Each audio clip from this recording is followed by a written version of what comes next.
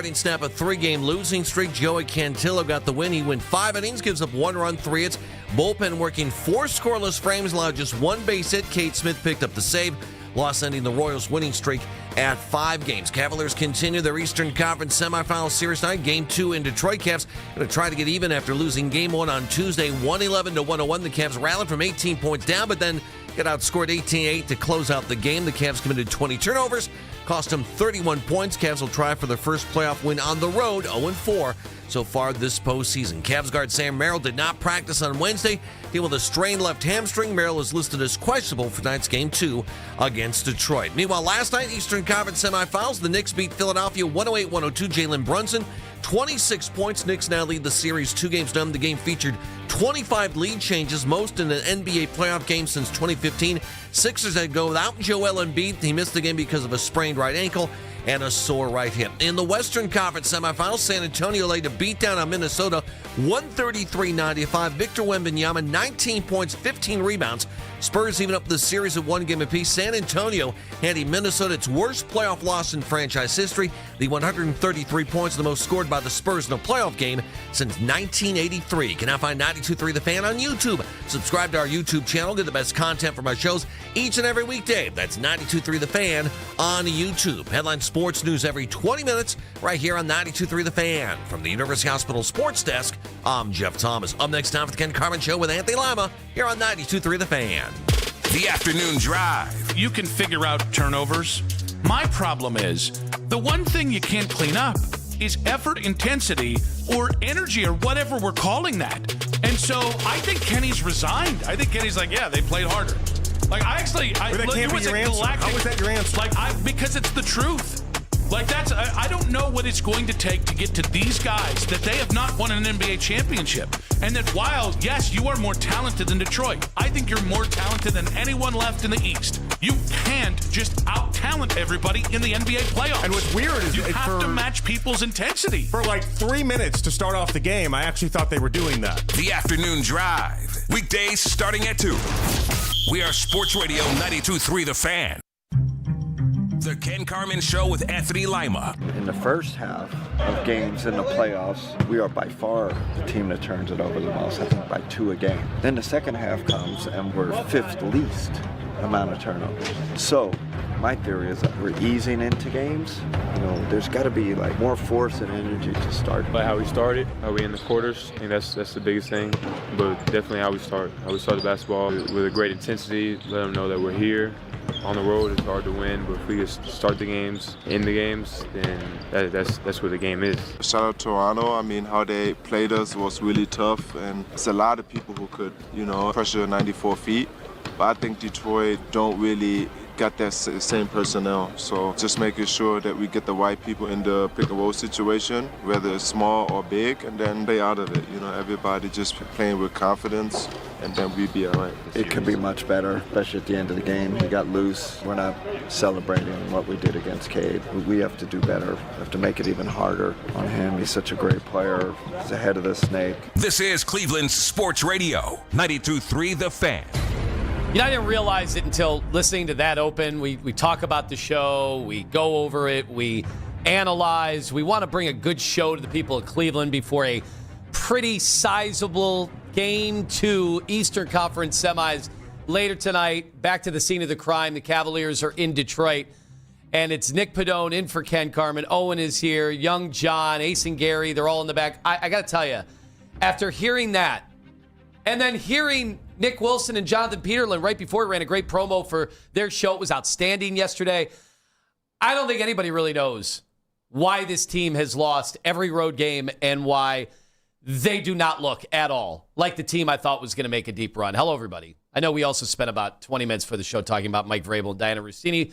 We'll get to that a little bit later on. Very passionate. I could have done 2 hours on that at least. Nick, welcome to the show. How are you, buddy? Thank you. I'm excited to be on the show. So are you excited for tonight's game, though? You just heard the pitter-patter of everybody kind of giving their diagnostic on why they are in, not just the loss there. Forget it.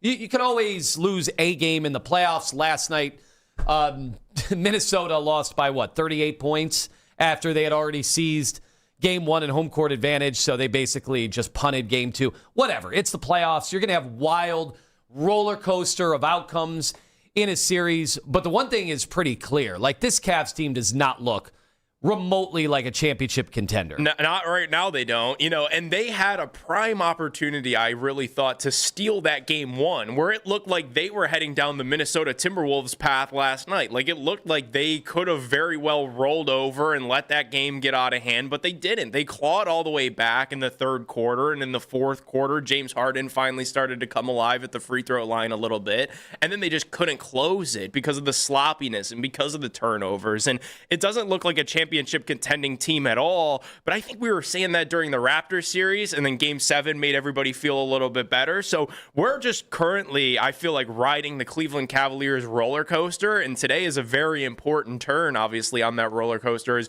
you want to steal one of these 2 road games in Detroit before this thing flips back to Cleveland for game 3. Yeah, I agree with that. I just, in listening to everybody kind of give an opinion, and it's good. I'm glad. This is why I love the playoffs. You guys know I'm dialed in every night. My liver is going to be suffering because of it. But I'm up late. I'm watching all these games. To me, these are all such massive games. The stakes are so high. We might all just be doing this for second place anyway. It might just be Oklahoma City that is going to cruise to a championship. But I thought that last year, and they could have lost very easily in game 7. So I remain hopeful about teams can get out of their shell or can find their identity. Look at the Knicks right now. What have they won, 4 in a row? And yesterday was the tightest of those games, but they seem to be playing their best basketball of the year, but it's Mike Brown as the head coach, who I like, but nobody else nationally seems to like. Knicks fans wanted him fired to start the series. So these things can change quickly, but I'm listening to Kenny Atkinson say, well, we turn it over a bunch every game in the first half, but we're not trying hard enough. The effort's not there, but then the toughness is the question. And Schroeder's like, oh, no, we're not worried about Detroit at all. We just need the right pick and roll combination. So it's the rotations and the play designs. Like, I just think everybody, is it toughness? It's toughness. No, it's got to be toughness that we're not winning the games. We're just using all these generics as a catch-all to just say, is there a chance Cavs are just not as good as people like me had been telling everybody they were? Because I'm looking at a team over the course of 5 years. They still don't have wings. You kind of need wings in the playoffs. I don't know why. I may have overlooked it again. But you've seen them play better. To me, it's a total effort thing. When have I seen them play better? In the regular season, we saw them play better. You used the word there when you were talking about the Knicks and the 4 straight wins that they're riding right now, that they've seemingly found some semblance of an identity. What's the Cavs' identity right now? I have no idea. Turning the basketball over. And that's a losing identity. And then Donovan Mitchell floating that like he's going to start foul baiting in game 2. And that's James Harden's identity. Like that's right. I think James Harden was trying to foul bait so hard that he ended up just dribbling the basketball off of his foot a couple of times. So like maybe that's going to be what they try to make their identity. They just try to beat the Pistons from the free throw line. I'll say this though, like I worry that maybe, right, the Cavs are a smidge overrated. Maybe they're not a true championship contender. But here's the other layer of that. I don't really think the Pistons are either. No, I think the Pistons are phony. So, like, I got to at least get past this series so I can continue to find out things about this team. Like, if you lose in round 2 to JB's Pistons, I effectively have learned nothing about this team, even with Harden instead of Garland. It would be a devastating loss if they lose. And that's why I want to ask about the stakes of tonight. And I want to get fans in, throughout the show, especially early on. If you're going crazy about these things like I am, if you're dialed in and you're going, wait, Detroit, we're gonna be down 2-0. With the series shifting back to Cleveland at JB Bickerstaff, 216-474-0092. Oh, and you said something though. You said, well, I've seen this team play well in the regular season. Yeah, but Anthony, they won 4 games, and they didn't look good in any of the 4 games. They were just not as bad as Toronto was. Toronto was bad. Yeah, right? They're not a good team. I think they have good defense. That's the only thing that gives me hope that they can do something different, because I've seen them do something different. I mean, from the moment that Harden became a part of the team, right, it automatically brought a different energy to the team, and they played much different than they had for the beginning of the season. That's all went away since the playoffs started. Well, and I thought once they got Harden, I'm like, all right, say what you want about his game 7s, some of his elimination games, and they are historically bad. But one thing I know is Harden is still a killer, even at 37, and he is going to be able to give this team some credibility at 6'5". He's going to be able to do a bunch of things that Darius could do. And I was right about all of that, except for when you have like 4 out of 5 possessions where you gift in a playoff game where it's tough to score points. Darius can turn the ball over, too. But not like that. Yeah. I mean, not like they that. were just where he couldn't even away. dribble the ball. And another thing about Harden, too, is I always felt like his playoff struggles, like in Houston and stuff, like those were always deep in like the conference finals. Like that's usually when some of what ailed him would bubble to the surface. And against some historic teams. So like this is the Toronto Raptors and Detroit Pistons that we're talking about here. Like I did kind of come into the postseason with a little bit of an expectation, and maybe it was too much of an expectation, that Harden and Mitchell almost alone should have been able to power you past Toronto, past the Pistons. Remember we had that report when the Cavs were up 2-0 about how much they loved this path to the NBA Finals. I loved it, but I wonder if they feel differently now, because it certainly feels like it's unraveled. Would they rather would have played? Way. Now, would you say would they rather have played Atlanta?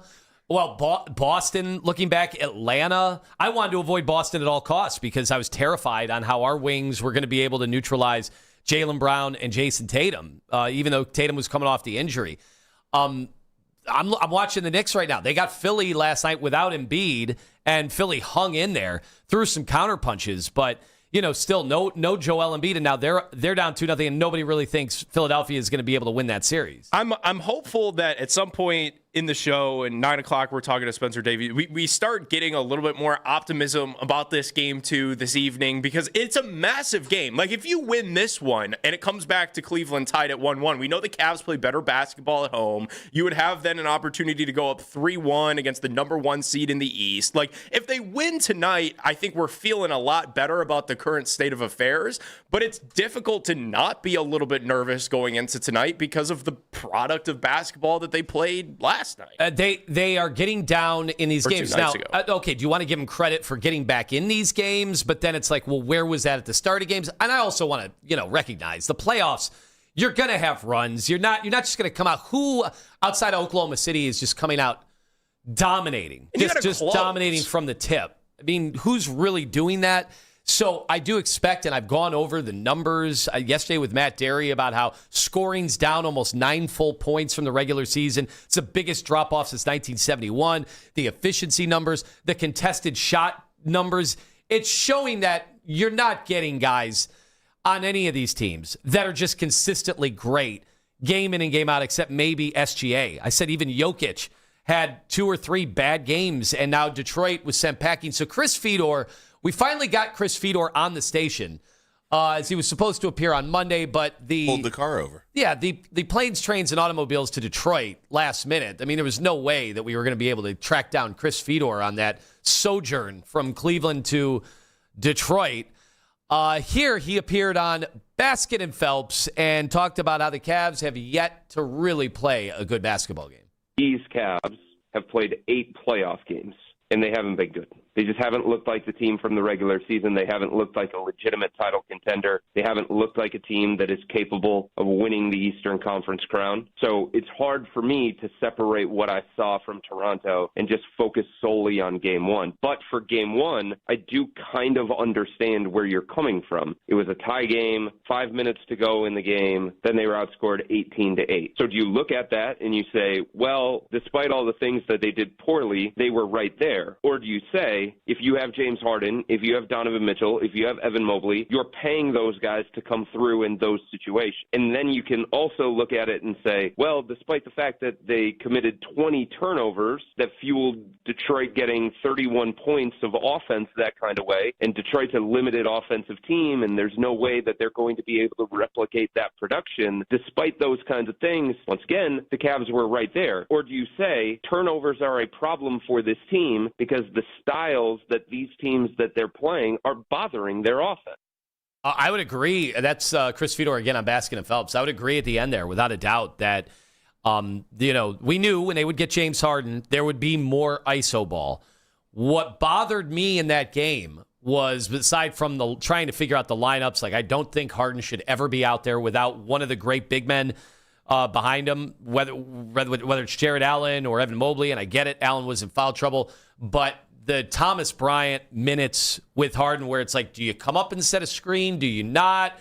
Let's throw it out to Harden with 5 on the shot clock. Hey, does somebody want to run out there and help him out? Because it's not Harden from 10 years ago that could just zip by some of these guys. You might want to give him some help. Even 10 years ago, when he would do that, I was trying to find a clip. There's a really funny Inside the NBA clip from years ago when Harden was on the Rockets, and Charles Barkley called that brand of basketball bonehead basketball. And I felt like that's what we were playing in Game 1. Unwatchable. Unwatchable bonehead basketball because he was just dribbling the air out of it late into the shot clock, and that was the end of it. It was some of the worst. The Harden from 6 years ago, 8 years ago, was some of the worst stuff to watch. It made me want to poke out my eyes watching James Harden. And what I said when they got James Harden is we're going to get an evolved version, right? One that you're not going to have to rely on. That's what I saw, by the way, in Game 7 that they won. He didn't have to take over. They had other guys step up, and you saw some role players stepping up in a big way. And then James could just kind of be off the ball a little bit more. He's a good catch and shoot. He's actually really good catch and shoot. Like maybe that's going to be part of the formula. But again, the Harden I saw in Game 1 of this, upping the usage, does he feel like he has to? And which that is a conversation we are going to get into next segment, because if Donovan Mitchell can't be Donovan Mitchell, then what are you going to do with James Harden and everybody else? And unfortunately, the reality is Donovan Mitchell has not been Donovan Mitchell. I have numbers to support it when we come back. 216-474-0092. So big Game 2 later tonight out in Detroit. Cavaliers and the Pistons. We've got Mary Kay Cabot, our Browns beat reporter with the Plain Dealer, Cleveland.com at 8:20. Another Cavs ticket giveaway at 9 o'clock. That's right. Game 3 Saturday at 3 o'clock. I will be there. There will be a very, very interesting feeling in the air if they can't come through tonight, but you can be part of the festivities with ticket giveaway coming up later at 9 o'clock. That's all coming up straight ahead. It's Anthony Lima, and Nick Pedone is in for Ken Carman on Sports Radio 92.3 The Fan. Anthony Lima.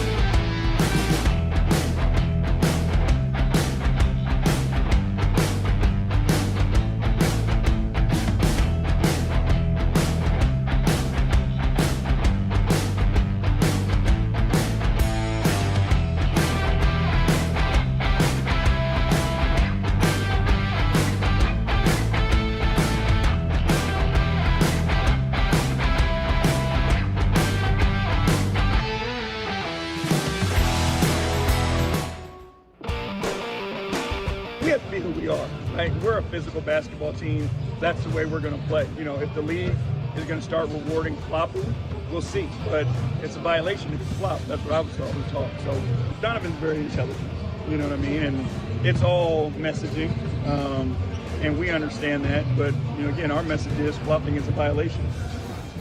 That's from JB Bickerstaff following Donovan Mitchell's post-game comments after getting to the foul line only twice. In an entire game, he's only averaging just a hair over 2 free throw attempts a game. Right now in the playoffs. I want him to flop once just to see how JB reacts, because you know he's going to be, well, he's already up talking to the refs anyway. Are we getting JB barking at the refs in his true form today? It was 3 hours in the opening game while Kenny sat. Now, people got mad at me because they said, oh, you're making excuses. I'm just like, I've watched the NBA playoffs my entire life, and coaches are pretty strategic about when they're going to buy calls, and I'm pretty sure Kenny Atkinson just is not doing his job when it comes to, in a very close game that was tied with 4 minutes left. I didn't see him buying a lot of calls out there. I think there's a rapport that you establish with the officials. Now, JB, I always thought, took it way too far and became the boy who cried wolf.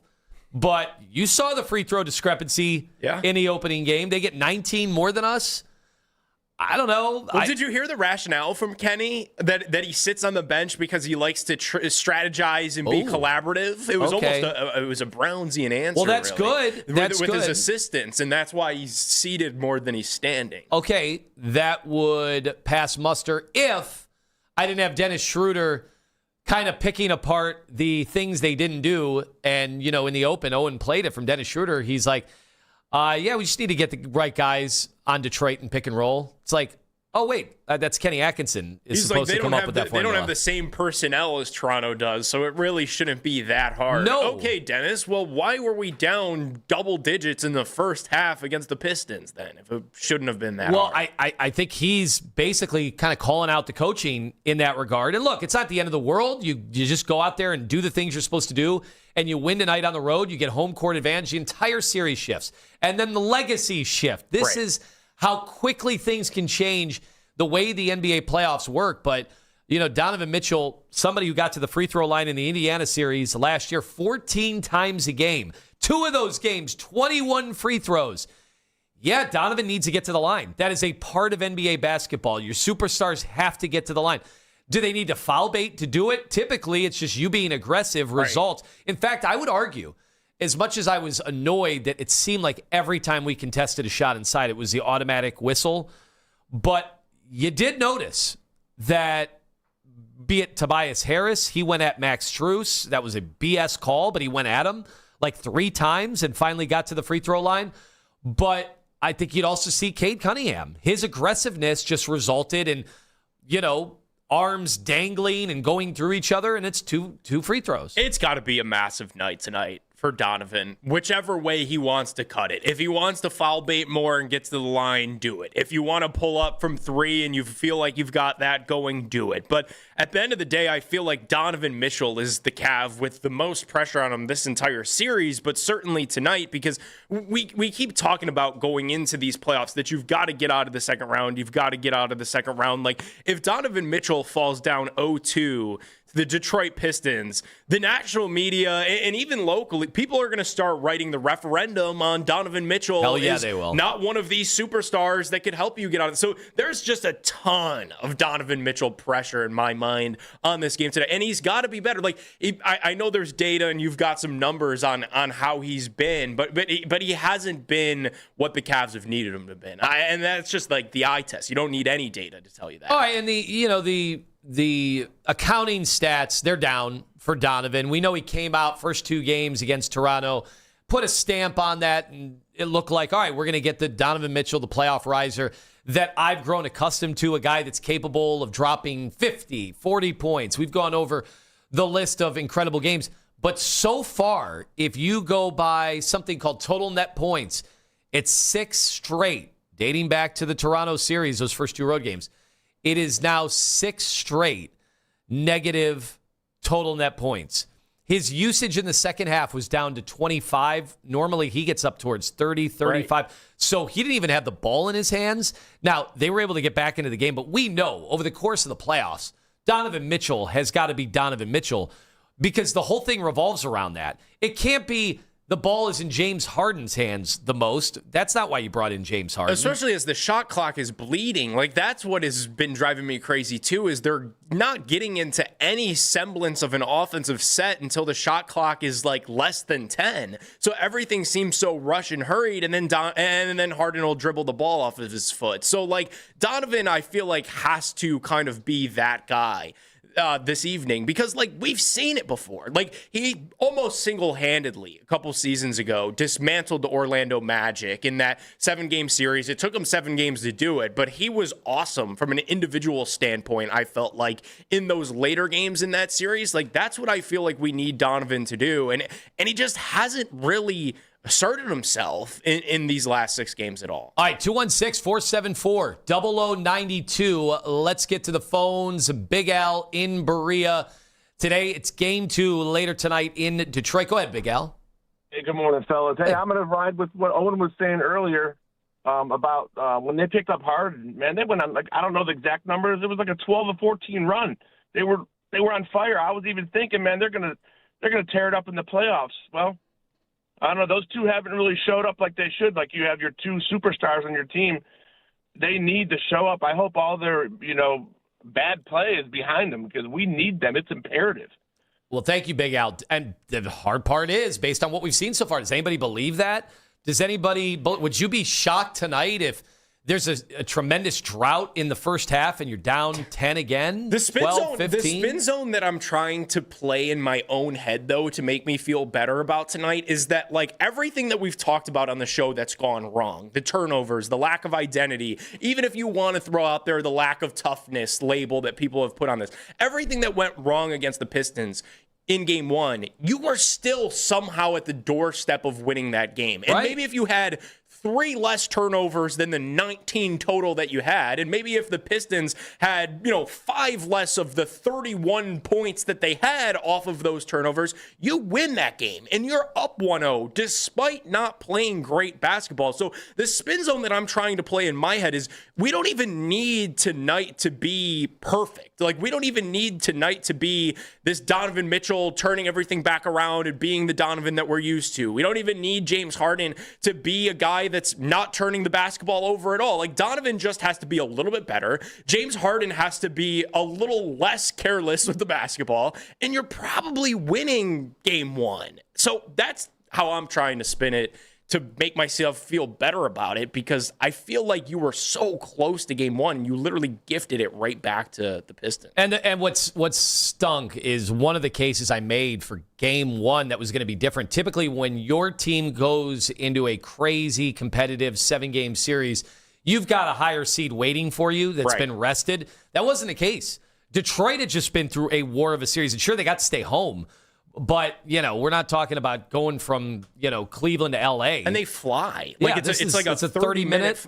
Yeah, it's up and down. Like, by the time you hit your max, what is it, height in the air? I've never been on a private jet, so I can't speak to elevation. How elevation, amazing. I can't speak to how amazing an experience Usually that would not be. up at this time, Owen. Sorry. You better get it together. Once you hit your max elevation, you're descending 30 minutes into the flight. So, like, the travel shouldn't have been. I just don't get how they come out and look so flat. Are they just not that good? Is that what it is? Was everybody right and I was wrong? No, you can't. You can't concede now. Are they just not that good? I look at. I'm not Charles conceding. Barkley was all over him, right, in the regular season. Like, they're going to the finals. Like, he was saying Cavs in Oklahoma City, and then he saw what they did through 4 games, and he was like, never mind. He apologized. They don't care. He said he got hoodwinked and bamboozled. Yeah, you right? hold out the Stephen A. He apologized for picking the Cavs. It's the effort stuff, man. I don't know if they're good or bad yet. I do know that they don't seem to care, We've or been at playing least for they 3 give weeks. At least they give off the energy that they don't care right now. Until they have to, maybe. Like, is this going to be another 7-game series where it goes 7 and they don't really care until the second half of game 7? Man, you've got like, Donovan is kind of at the end of his athletic prime, right? You're around the age of 30. You saw guys that play like him, like D. Wade. started to, I wouldn't say fall apart at 30, but you definitely saw was not as above the rim. By the way, when's the last big dunk you've seen Donovan Mitchell throw down? I'm not letting you do this, Lima. When's the last one? Because you are leading the positivity charge. I know. I'm not but letting you concede. Not now. Not down 0-1 against the Pistons. Because I hear what you're saying, and I've got some of the same trepidations about the Cavs, but the Pistons aren't a good basketball team either, dude. So, like, I can't concede That was yet. part of my... I'm not conceding yet. That was part of my pitch. That's what I was saying to Nick Wilson throughout the whole thing. Like, have you watched the other teams? Right. Well, now the Knicks. Everybody is saying the Knicks, even though... Universally, people but are like, they good just because they're beating another bad team? I'm not letting you. We can't do it, man. Because if they win tonight, the momentum, the positivity, you're going to be at Game 3. I'll be back. 3 o'clock start, which is a little strange and I don't really like. But everybody will be back. So we can't concede yet. All right. 216-474-0092. We'll continue getting reaction. I remember in the 80s, there was a supplemental draft where the Browns took a quarterback, and it led to 3 AFC championship games. Somebody very prominent in the scouting community thinks there might be another opportunity to go back to the well. That's coming up next, right here on Sports Radio 92.3 The Fan.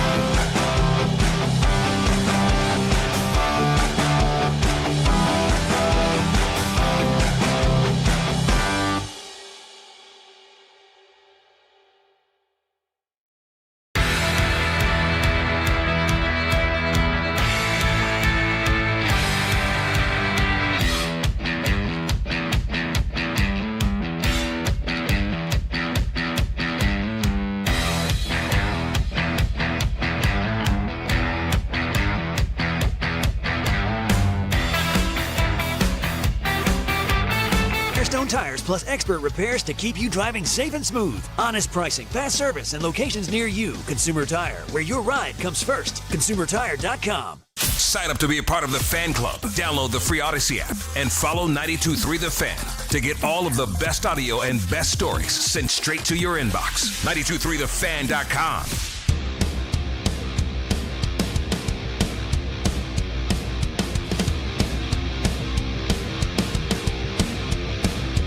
All right, we have Mary Kay Cabot at 8:20. We have yet another quarterback to ask Mary Kay about. It's part of our contractual obligations every time she comes on. 9 o'clock, Cavs tickets giveaway to Game 3. Gave some away yesterday, afternoon show.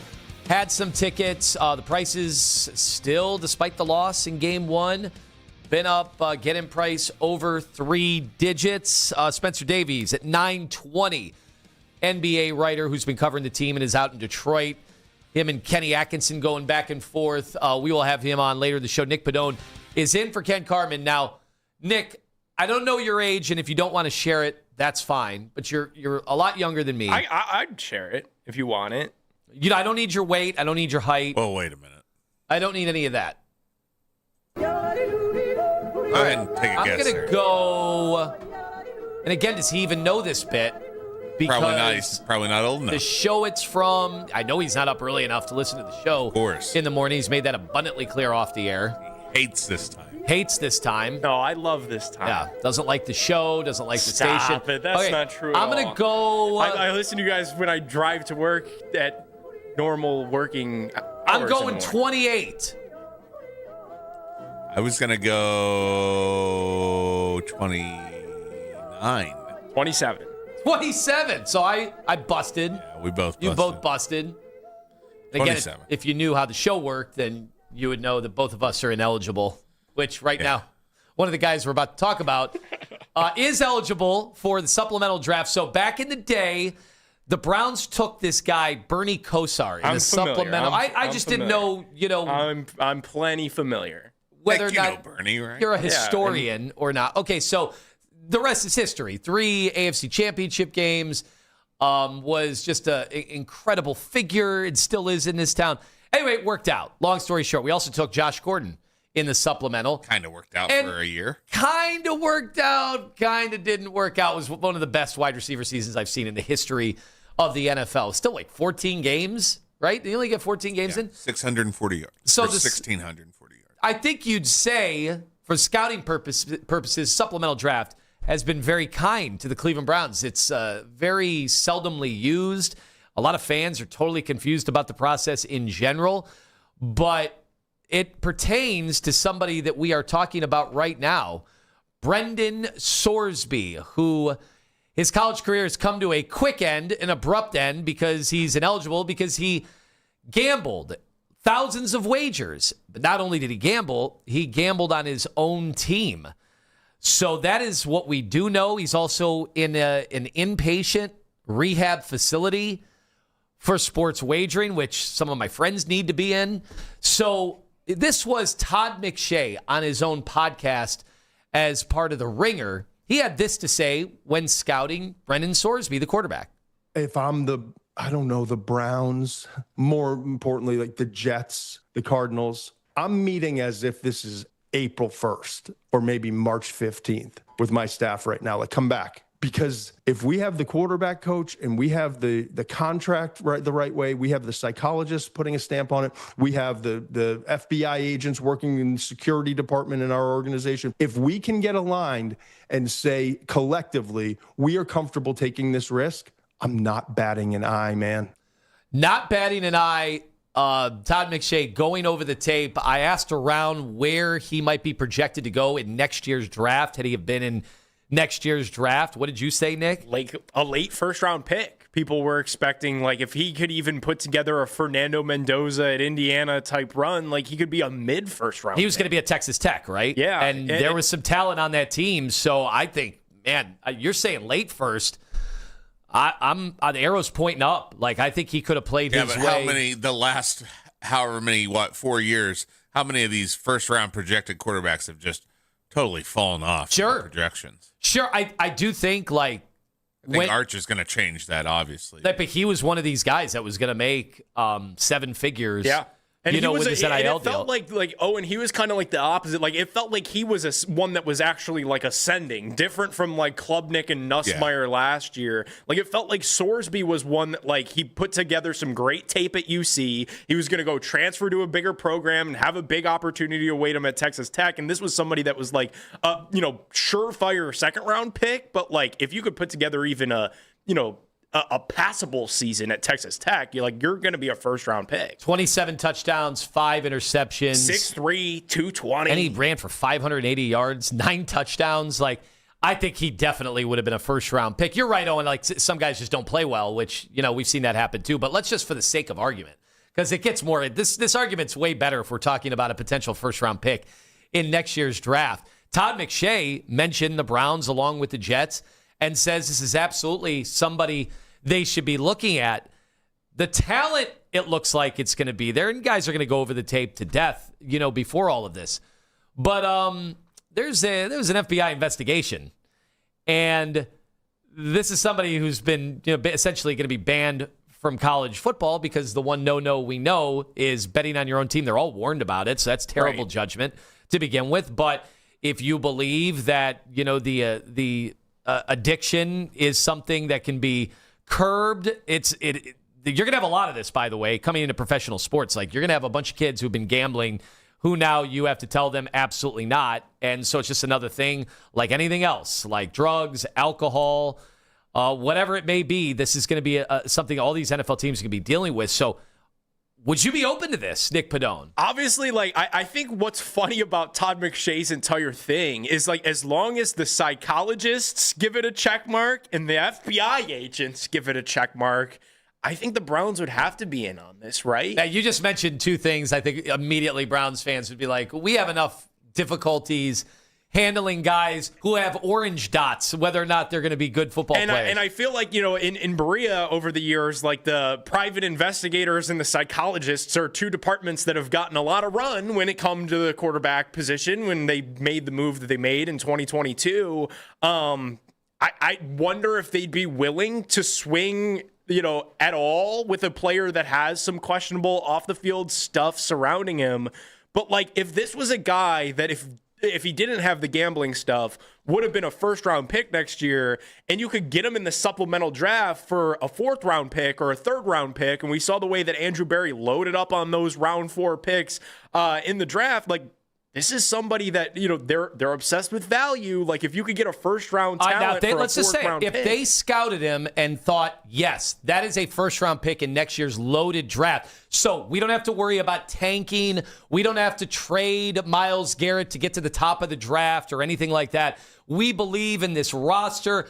Like, I could sell you on that, right? Couldn't I sell you if I thought that, we're sitting here debating Deshaun Watson's been terrible for the better part of 5-6 years. Shadur, while he had some awesome highlights last year, he just is so far behind in Todd Monken's offense already that we're going to be shuffling back and forth. Or we could get somebody ahead of everybody else who's desperate for a quarterback. We could just go up in the supplemental and get this dude now. Doesn't that sound like something that would be, it's outside the box for sure. It's not the first time Cleveland has been able to pull that off in the supplemental, and it worked out pretty legendarily well back in the 80s. You also mentioned if they start scouting him. I kind of like it. I think they've started scouting him, guys. They drafted the tight end that he threw 900 yards to. Well, I like this. In day 3. I liked it. They drafted Joe Royer, who had 900 receiving yards from Sorsby. Reckless speculation. Wait, what's reckless? Well, I don't know that they've started scouting him yet. Well, if you drafted the tight end that caught 900 yes, I yards. understand they saw him throw passes. You got That's a area lot scouts. different than scouting. You got area scouts. They've got their clipboard out. They've got their notebook. Like, they've always got to be thinking about quarterback. Come on. I mean, you didn't think they watched probably every single catch that guy made, and they didn't once say, hey, this Sorsby kid's got a good arm and he can move a little bit. And we could get him this year. No, stop doing well, they obviously watched him. They watched a guy catch passes. They didn't go back and go, okay, let's see how the line blocked and how he moved through his progressions. I might have talked Nick, you might have talked 80, me into it. He caught 80 passes. I agree with Nick that, if it's like a 4th-round pick, cool. But you're going to have to do some poking around as an organization to see where other people stand on it, because you can't just throw that out there and then get outbid on it. All right, 216-474-0092. Is this something that would interest you, someone who could be a potential first-round pick that you could get this year? 216-474-0092. We'll get to all of that. And is it getting a little too personal with one media member and a fan base? And for once, it's not me. That's coming up straight ahead. Hour number 1 in the books, and we'll have more Cavs because it's game 2 in Detroit. How much of a must-win is the season on the line tonight? Are we getting carried away? That's on Sports Radio 92.3 The Fan.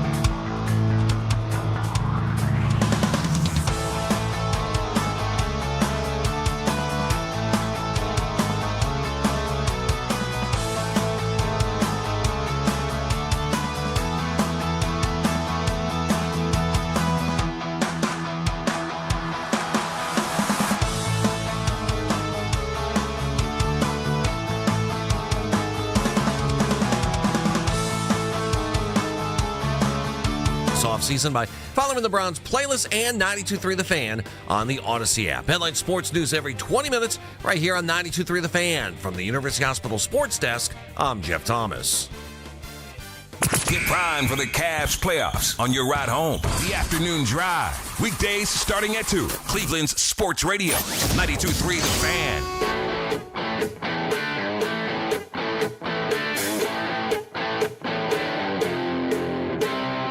Cavs Pistons Game 2 tonight. We're going to be dialed in all day here on Sports Radio 92.3 The Fan. I'll tell you that Jake and Daryl were on it for postgame in Game 1. I cannot wait for this game tonight. I'm a little nervous, sure. There's always going to be anxiety with a playoff game. That's just the way it works. That's how you know these games mean something to people like me, is that so crazy how many games they'll play. Like if you get to the Eastern Conference Finals, you've played an NFL season in the span of like a month, and every game is life or death, like an NFL regular season. I even argue even more, because legacies are on the line way more than they are in the NFL regular season. Especially in this specific series where it's such a pressure cooker, and we've spent all season after Donovan himself said he could go 82-0 and nobody would care next year, and they, had a somewhat impressive regular season and locked up the 4 seed and won 50-plus games. And I think if it wasn't the Pistons, it'd be different too. If it was the Knicks and they lost to the Knicks, I think people would be disappointed, but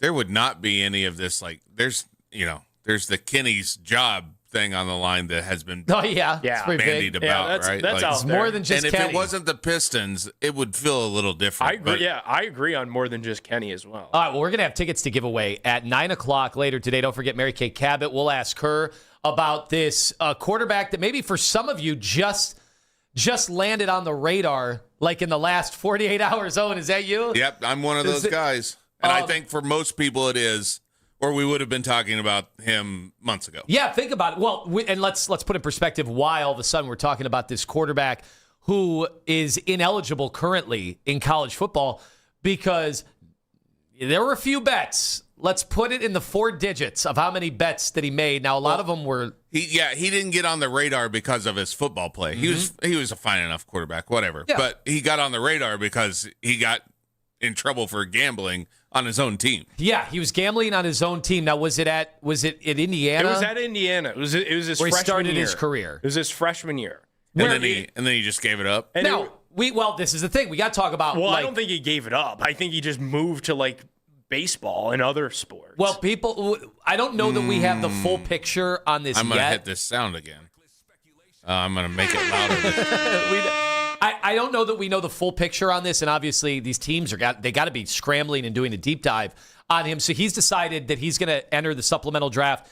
And I will say, I've had some people say he is not going in the 4th round of the supplemental. Like with the bidding process and everything, he could very easily go 1st or 2nd. So you'd be giving up your 1st or 2nd. I'll believe that when I see it, though. I'll believe that when I see it, because I've got pulled up the history of the supplemental draft. And the last time that a 2nd-round pick was given up was 2012 for Josh Gordon. So we have absolutely, dipped our feet in the pool of the supplemental before, obviously, the Bernie Kosar example. But then after that, so in 2015, a 5th-round pick. In 2018, a 3rd and a 6th-round pick. And in 2019, that was the last supplemental draft pick, was 2019, was a 5th. Has somebody this good been available? I know Terrell Pryor was brought up. Has somebody this good? It'd be the Pryor comp, right? So Terrell Pryor was a 3rd. And obviously there was, some questions when he was coming out. Wasn't there about the position change? Or was he a quarterback? Yeah, no, he was a quarterback for a while. But I think everybody kind of had it in the back of their mind. They were telling him to go be a receiver. Yes. Right. Yeah, but as I'm looking at this, man, it's all the way back into 2003. You had another 2nd-round pick for Tony Hollings. Yeah, I just don't know how relevant that is for today, where you have a very weird situation. So I'll tell you the bonus of something like this. And I told Owen this would change my entire outlook on the year, because I'll be honest, right now, it would be awesome if Shadur Sanders gets in there and is amazing, and then this is laughable. We're laughing about any of the talk of a quarterback in next year's loaded draft. And but we're talking about we're going to talk to Mary Kay at 8:20. She's saying that the other quarterback is an inside track to beat him out. So it's because of that I'm sitting here going, man, in the back of my mind, every time they lose a football game, I'm going to go, that's not the worst thing in the world. Like, holy cow, that's not a bad thing at all. But what a terrible way to go into a season when you're watching your football team. As opposed to, if you took this dude, I don't have to root for my team to lose games. Well, I don't think they're going to try, really, to lose their way into the first-round pick because they hired a 60-year-old head coach. They spent all of this money on this retooled offensive line. Like, I don't think they're going to try to lose their way into the number 1 pick anyway. So maybe this is their way. Like, if we're not going to be able to get Arch Manning, if we're not going to be able to get Dante Moore, maybe we just do this because the defense and everything else might be too good. Owen's shaking his head like he can't believe that I'm even entertaining. A month ago, were you guys even looking at this guy with the first-round pick? No, I didn't know he'd be eligible. So now you're going to go, okay, let's do it. Oh, and here's why. Could I tell you why? I'm desperate. I'm about as desperate as I've ever been. This town Everyone's been desperate for a long time, Nick. Position. Everyone's been desperate in this town for a long time. Were you this desperate a month ago to go throw this season away for this guy? I don't think this guy. No, Nick, for this guy. No, we talked about Arch. Not for Arch Manning. We talked about Arch. For this guy. Not for Dante Moore. For this guy. Were you that desperate a month ago to throw away if it's a third this or season? fourth in the supplemental draft and Brendan It's Sorsby not going to be a either third or fourth. We just said it's going to be a second at least. I'll believe that when I see it. I mean, look, Owen, when you talk about desperation, there are guys saying Taylor Green should get a shot. I mean, so this is how desperate we are as a fan And once base. again, this guy that no one knew his name until he got in trouble for gambling. No, I mean, a month ago. I knew who Brendan Sorsby was. And you were going to give up the same season here. for your first-round pick for this guy? I'm just saying it'd be a lot more fun to not have to worry about them losing games this year. Because I don't know his name. Okay, but why do you keep saying giving up the season? Like he'd Were be you going? He'd be on the roster. Stop talking real quick and listen. Were you going to give up this upcoming season for this guy that we weren't talking about a month ago? Were you willing to do that? A month ago? We weren't talking about him because he wasn't in the draft. He wasn't going to be eligible. There's no possible way to get him. I was even entertaining Ty Simpson. That's how desperate I was a month ago. No, don't ever admit to that. Don't say that out loud. I mean, Sean McVay and the Rams entertained it, so McVay I actually didn't feel entertain it. The Rams entertained it, and then they told Sean McVay, and he went, yeah. I don't know, man. I just feel like when your current situation is a guy that hasn't been a good quarterback since before the global pandemic and hasn't played an entire season. Deshaun Watson hasn't completed a season since the league changed the schedule from 16 to 17 I've watched all the games, Nick. I know that. And the other option is Shadur Sanders. For whatever reason, fair or not, they don't think highly of him. Like isn't that kind of obvious right now on Shadur? I mean, I hate to say it. And I like Shadur. And I know we were going to get into some of the stuff with Schlerth. I wanted the Browns to draft Shadur last year. And I actually thought when he got on the field, he showed a little bit of promise. And not a ton. He threw more interceptions than he did touchdowns. And he was sacked over 20 times in 7 starts. But I'd still play him over Deshaun Watson. With all that said, the fact that the Browns aren't even thinking about starting him over Deshaun Watson, according to some of these early reports, it tells you what they think about the current state of this quarterback room. And if the cost is a second or a third, okay, if it's not a fourth, then I'm not going to get my way there.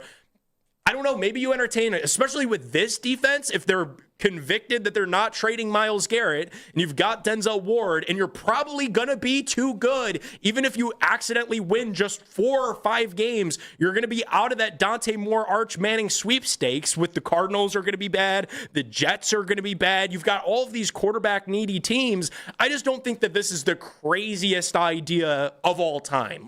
I'm not saying that I'd be signing up to give away a first round draft pick and take myself out of the Arch Manning thing completely. But if they entertained it, I certainly wouldn't turn my nose up to it because I am that desperate right now. Social media reaction brought to you by Scheiben Jewelers, Cleveland's premier jewelry store. Major Cap says, we think Sorsby will just magically stop betting in the pros. You still can't do it there either, LOL. All right, so this is something I don't want to gloss over, right? I don't, this is out of my depth. Well, switch to horses. We've seen some others prominently or in that sport. Blackjack. I think that's poker. So you can't do it in the facility. Listen, I'm out of my depth when it comes to this. I have a lot of buddies that gamble. I talk obviously about Fanatics Sportsbook and all the great entertainment you can have there. But I don't know. if there is, especially in this new world where a lot of these kids, a lot of these high school kids into college find their way, wagering on this is their whole life now that they've been involved with this stuff. Is this something you can stop doing? Are you able to stop betting on the thing that you also go do every day? Which the thing is, you've been instructed from day one on campus that you can't do it, that it's expressly prohibited. It's not like he just figured out one day, like, oh, I'm not allowed to do this. Like, it is bad judgment. Okay, it's so terrible now judgment. You guys are talking me out of it, though, a little just bit. Like that, all right. Only because, like the last time that the Browns really had to roll up their sleeves and kind of pop the hood open on a situation like this, I think they kind of miscalculated it. Like, I don't think they were expecting... The Browns have been miscalculating these things for decades, right? I don't think they expected Watson to get suspended for 11 games when that came down. I think they thought it was going to be... He didn't get suspended for 11 games. He got suspended for 6. Well, and then the whole year. And then the NFL went, no, you cannot do that. Obviously, this is the element of it. Like, you'd have to pour over. We don't have enough depth. And that's why I don't think it's not going to be a first-round pick, and I'd almost be surprised if it's a second-round pick because of some of the baggage that it comes with. I'm not saying this don't is a guy do that it. might start his NFL career suspended. So I'm not saying don't do it. I'm saying don't do it for a second. Don't do it for a third even. I agree with the fourth one. I don't know that you can. I don't know that the Browns can do that. There are other organizations that can do that. The Browns are not one of them. But I think when your competition is the Jets and the Arizona Cardinals... But it's not competition now if it goes down to a fourth. Now there's a lot of teams that take a flyer. Right. Yeah, the way it's a weighted lottery. Now you're into the Ty Simpson logic of, well, he can set. It's obviously the supplemental. Most fans don't even know how the supplemental works.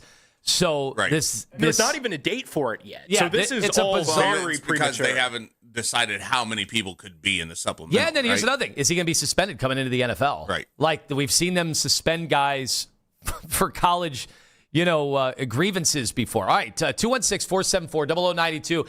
And then, hey, we do have a quarterback on the roster right now. There's a big question on whether or not he's going to be starting the season.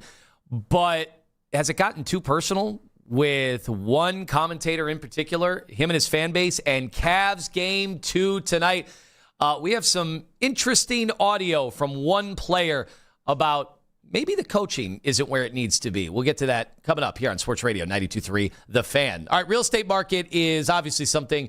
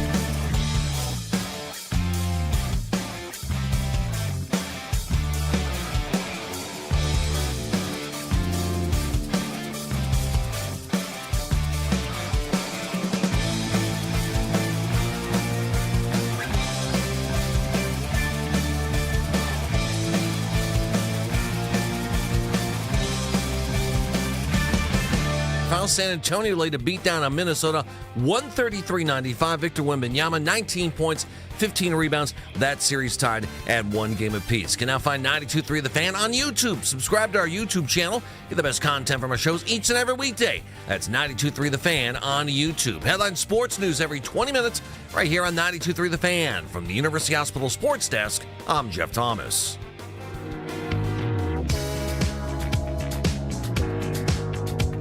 And that Sorsby thing, that we are in a heated argument off the air.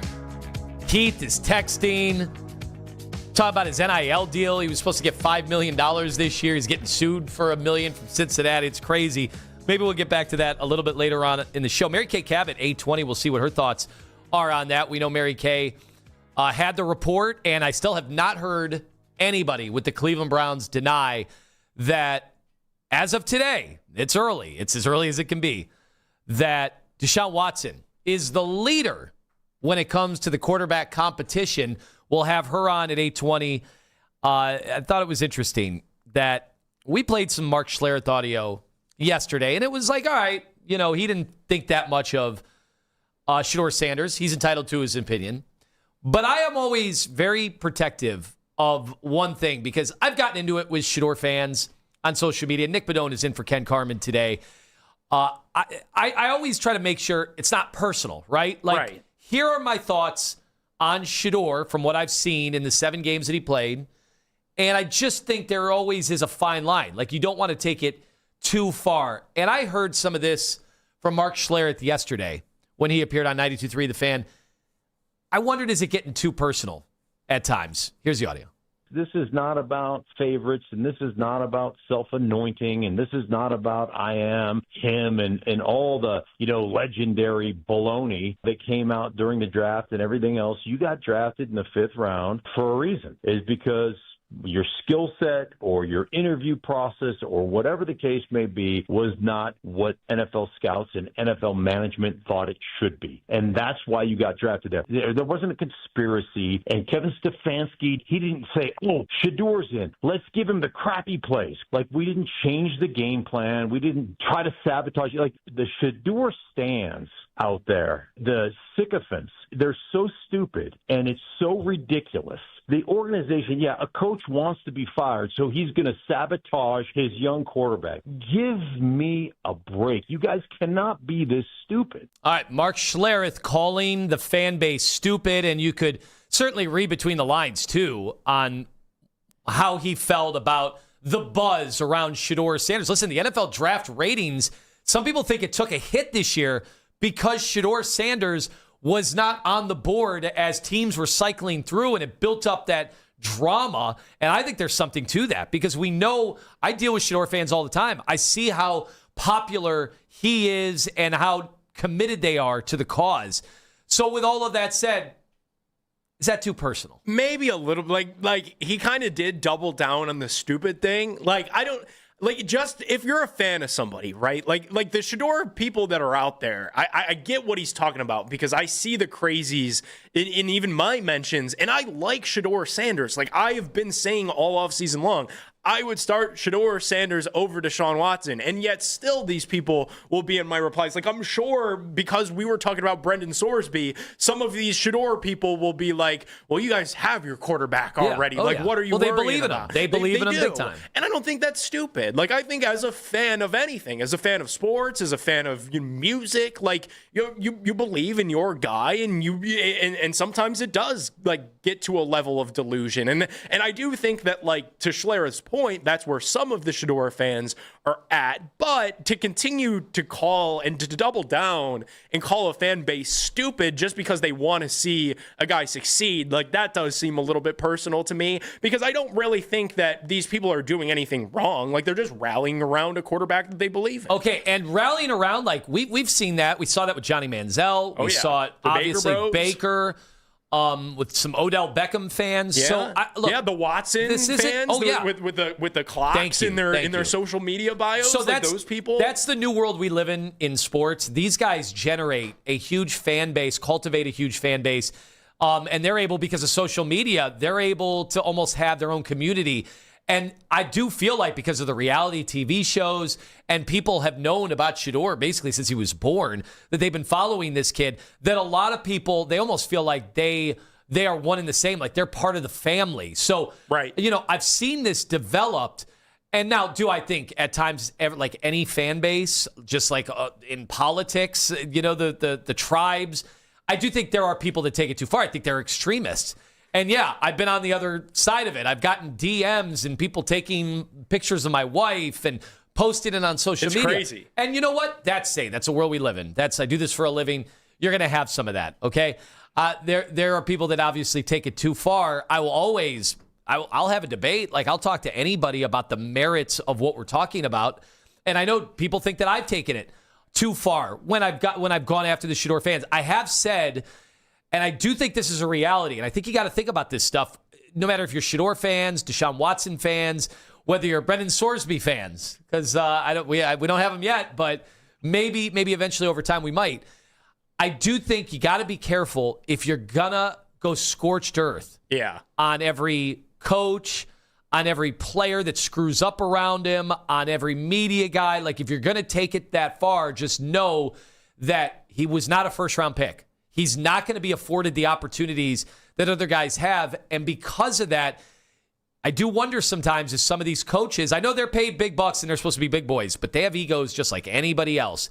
And do they want to be called a racist right off the rip, like complete strangers calling them that, which is what happened in Kevin Stefanski. Right. I saw it. You can't act like they didn't. And, I've seen Dion and some of the stuff he's reposted. So do you want that kind of attention to be associated with the quarterback? He hasn't done any of it. Right. I know there are people that think he is orchestrating it. I have no evidence of that. I do know people very close to him have gone on shows in Cleveland and have propagated a lot of that stuff too. So you just got to be careful.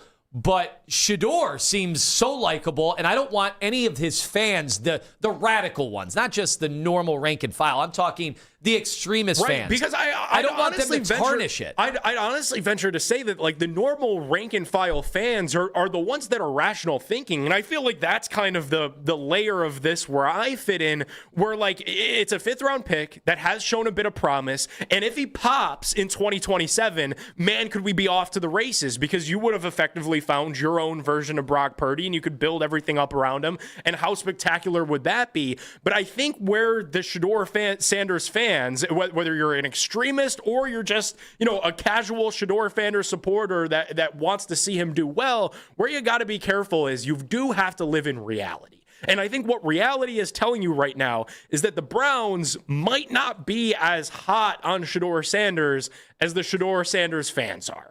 And I think that's where the disconnect is currently happening, where the Shadur Sanders fans think that he's on this war path to become the next Tom Brady, and anything short of that would be sabotage, whereas reality is he's a fifth-round pick. He's still fighting and clawing and proving his way and did some really good things for the football team last year. You guys got to just let him continue to do that, though. Well, the way that they have gone after the media, and look, I'm a big boy. I could take it. Mary Kay, she's a big girl. She can take it. She's used to this. She's seen it. Maybe she hasn't seen the level of vitriol that we have in this case, and it is like been ratcheted up. And look, they feel like Shadur is playing for his NFL life in his quarterback competition. So they are monitoring everything. I mean, when it's written, and I misspoke, I said diploma. Yeah, he got his diploma. They immediately said, you're tarnishing all the hard work. And I'm like, man, I did a whole half a segment, like congratulating him, saying how cool that was. And they thought, no, I was behind the scenes, wielding my powers, the media against Shadur. It's like, guys, I think we're taking a little time. We need to get off the internet. I think we need to get off the internet for a second. I don't know, maybe I'm speaking out of turn because I'm obviously just filling in today. But I feel like we would love if Shadur Sanders was good for this thing because of how polarizing he is. Awesome. It would be awesome. If he's good, I mean, it changes everything.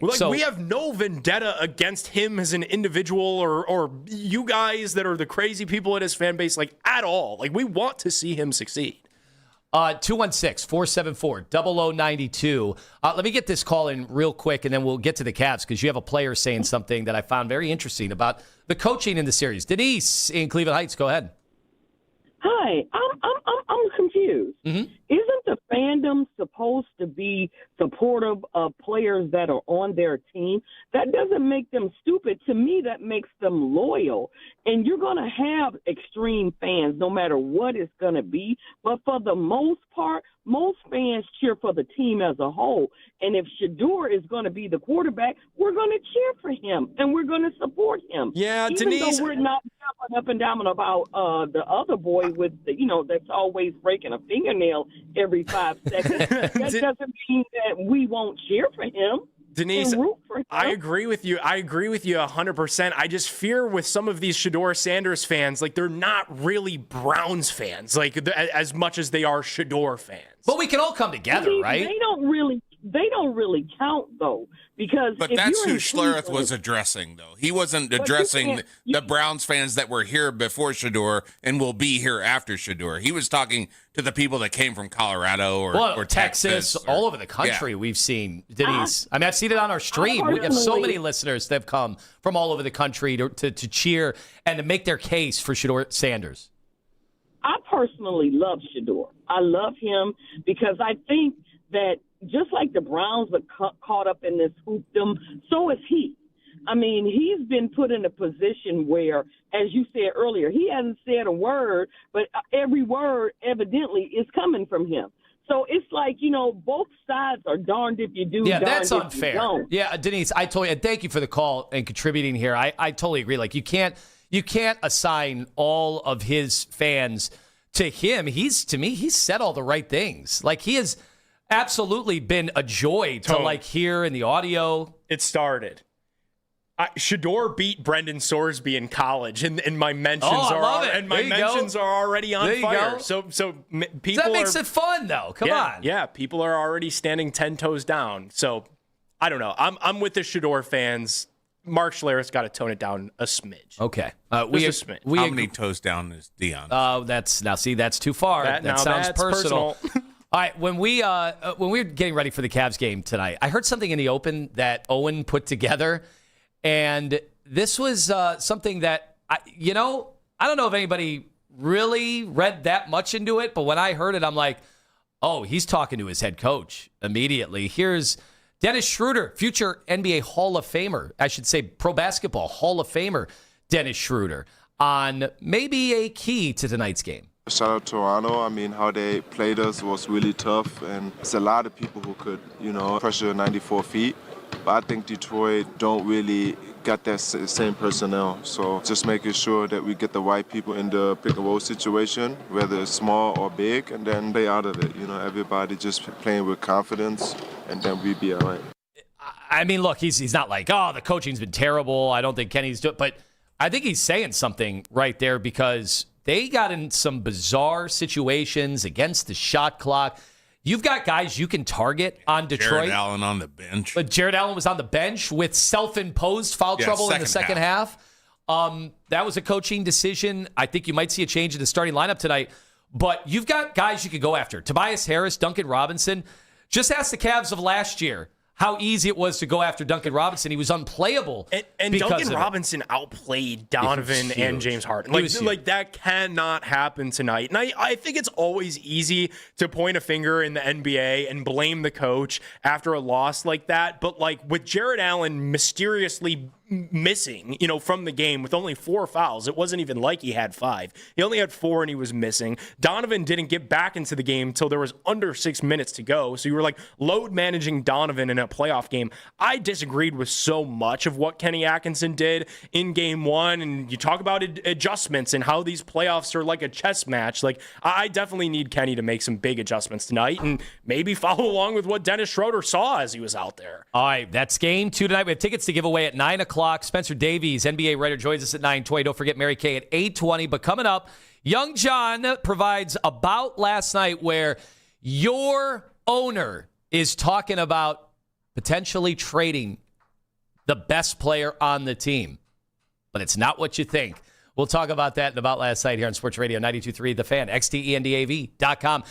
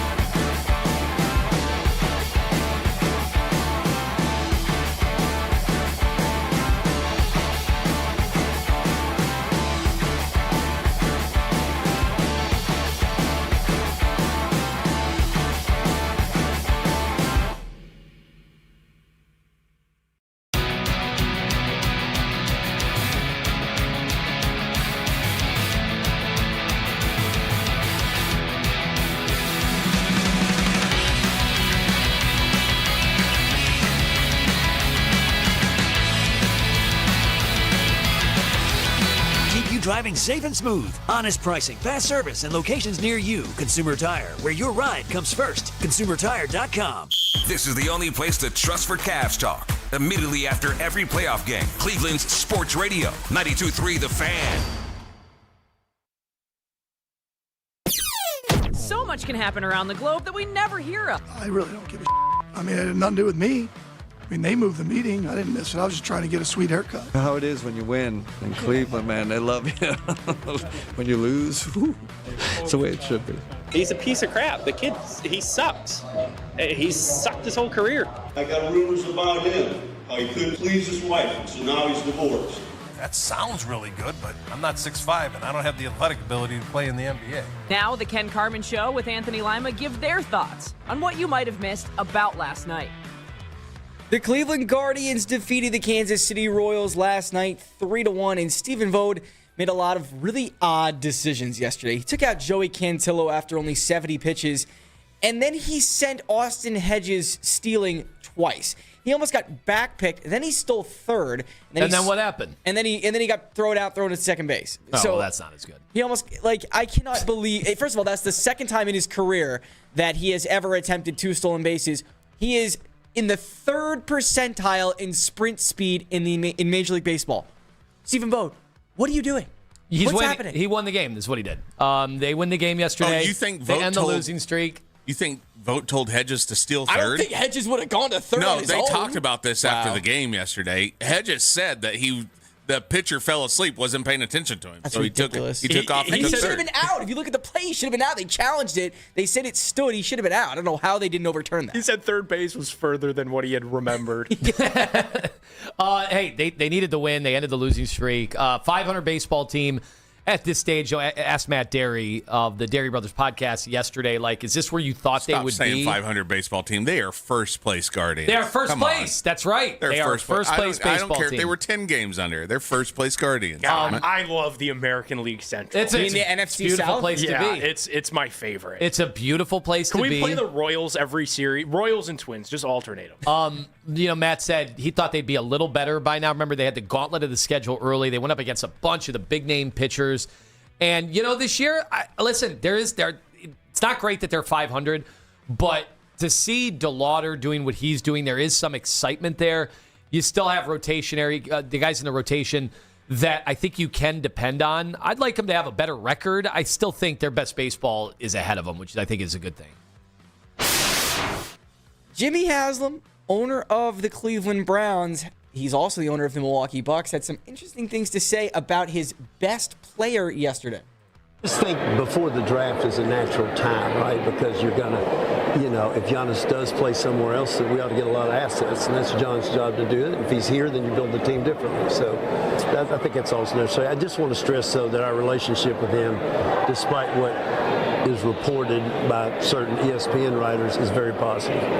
Is this a decision that keeps you up at night? It's a big one. It's a big one, and you got to get it right. He's gone. He's gone. He's coming to the Cavs, and it's going to be the best disaster you ever saw. I was wondering if they were then going to ask him, all right, let's move to the other superstar in a different sport who people think could get traded this summer. So it's interesting to hear how he's having to deal with this in 2 different sports. It's weird hearing him talk about basketball in general. Hearing him talk hoops in general. And did Shams Charania catch a pretty big stray in that response from Jimmy there? He doesn't like the way this is being reported. Shams is the reporter who's putting out all this stuff about Giannis. Pretty crazy when you buy in and you have that kind of investment into another team, and then you watch that guy potentially just go right out the door. And this isn't the NFL.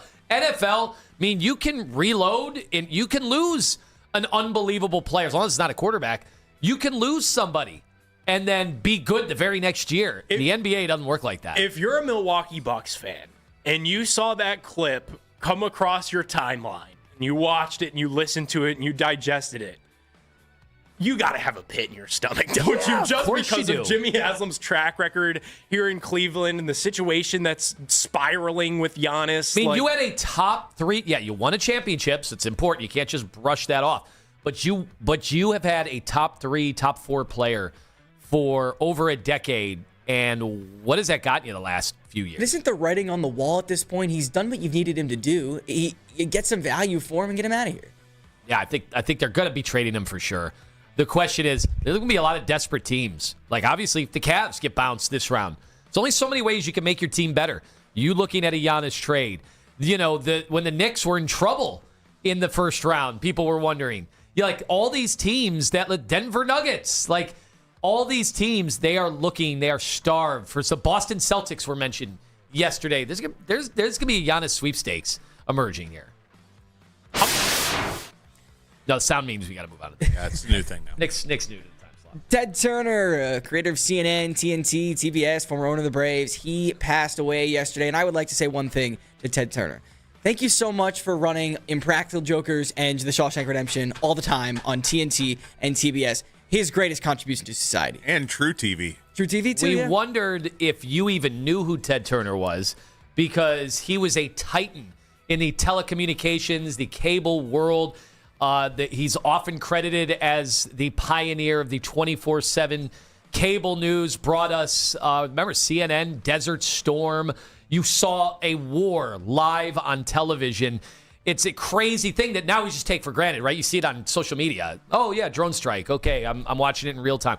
No, that's never how this stuff ever went down, and it changed the scope of how we talk about politics, for better or for worse, in this country. And then the one thing to me that sticks out the most beyond everything I just said, 7:05 start time. Boom. And I saw 1,000 people made the same joke. Will his funeral be at 7:05? He wanted to compete against ESPN and your local, however you got your local team. He wanted to counter program and go 7:05. And I'm not sure in the end that actually had any staying power, because nobody else really decided to go there. But just, it shows you that he was willing to throw stuff against the wall and see if it stuck. And then WCW, right? WCW, man. That was my childhood wrestling. It was great. It was because of TBS. You guys have brought up several times, you guys were more Cubs fans. That was like your NL team because of WGN. Yeah, heck yeah. I hated the Cubs because my dad was a Cardinals fan. I actually liked the Braves because they weren't, even though they were kind of Cardinals and Braves were in the same, at least in the early 90s, in the same division and all that. It was different. And then mentioned, as the owner of the Atlanta Braves. He owned the Braves. He was also the manager of the Braves. What's his lifetime record? 0-1. He didn't win that game? Had he have won, would he have kept doing it? No, because Major League Baseball told him he could not. Continue to be the manager. Think of how many of these owners, and I know now Jerry Jones just does everything. Right. Well, Jerry Jones, I mean, Ted Turner was Jerry Jones before Jerry Jones. I guarantee he idolized him. Like, you think if they would let Jerry coach one game, would he do it? Yes. And by the way, baseball's a lot different than managing a baseball. Coaching football's a lot different. Why? You have your coordinators. You don't have to call the plays. You just get to stand on the sidelines. Calling timeouts. You got the clipboard. You got the headset. You just have to decide, are we going for it on fourth down? 2-point conversion. What do we do here? Onside kick. Like, you only need to make about 5 decisions the entire game. And honestly, the analytics will do it for you. I mean, come on. When Kevin Stefanski booted play calling duties, what the hell was he doing the whole game?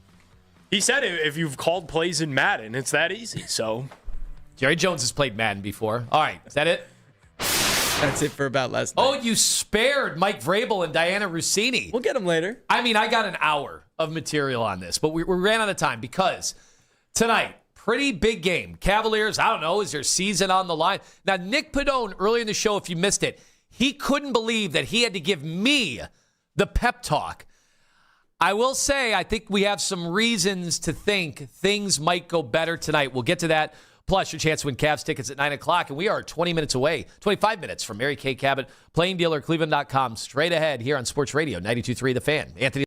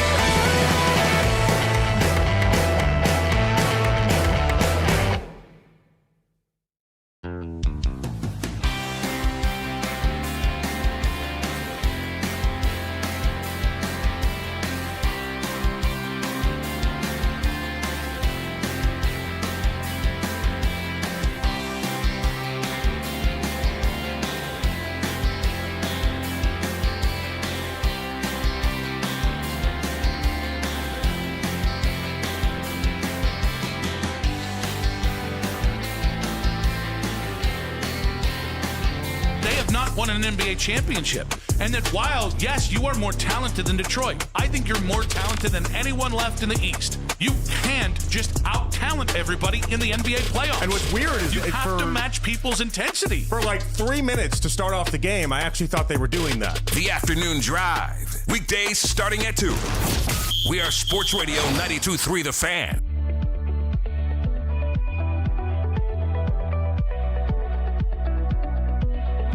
We got Mary Kay Cabot coming up in 20 minutes. We'll get her thoughts as I think our audience, the first time they heard a quarterback. And, of course, the hosts are talking about whether or not they want that quarterback in the supplemental draft.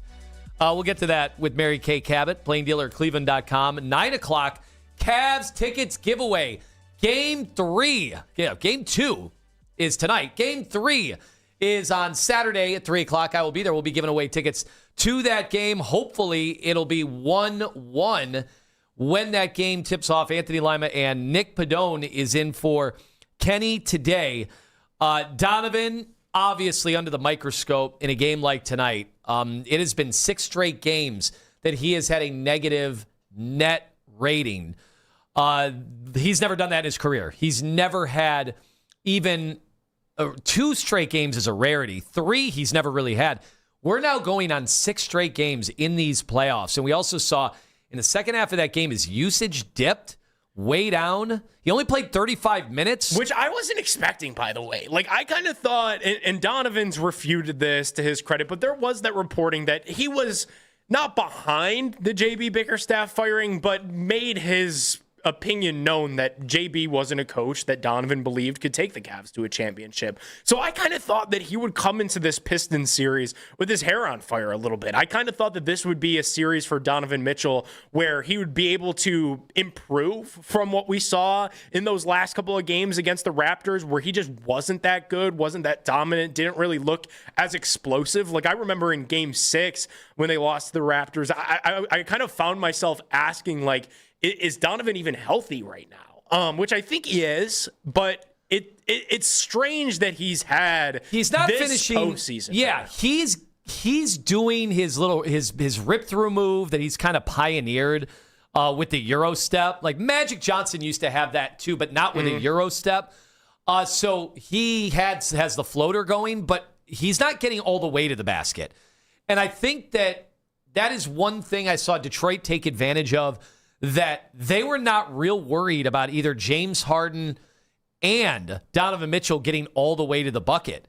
So because of that, they're getting in passing lanes because they're stuck, whether it's in the air or that for Donovan or for James Harden, he's never really in the air, but they know that they can really deter some of his awesome passing, and then he gets trapped and can't really dribble out of it like younger James Harden. Right.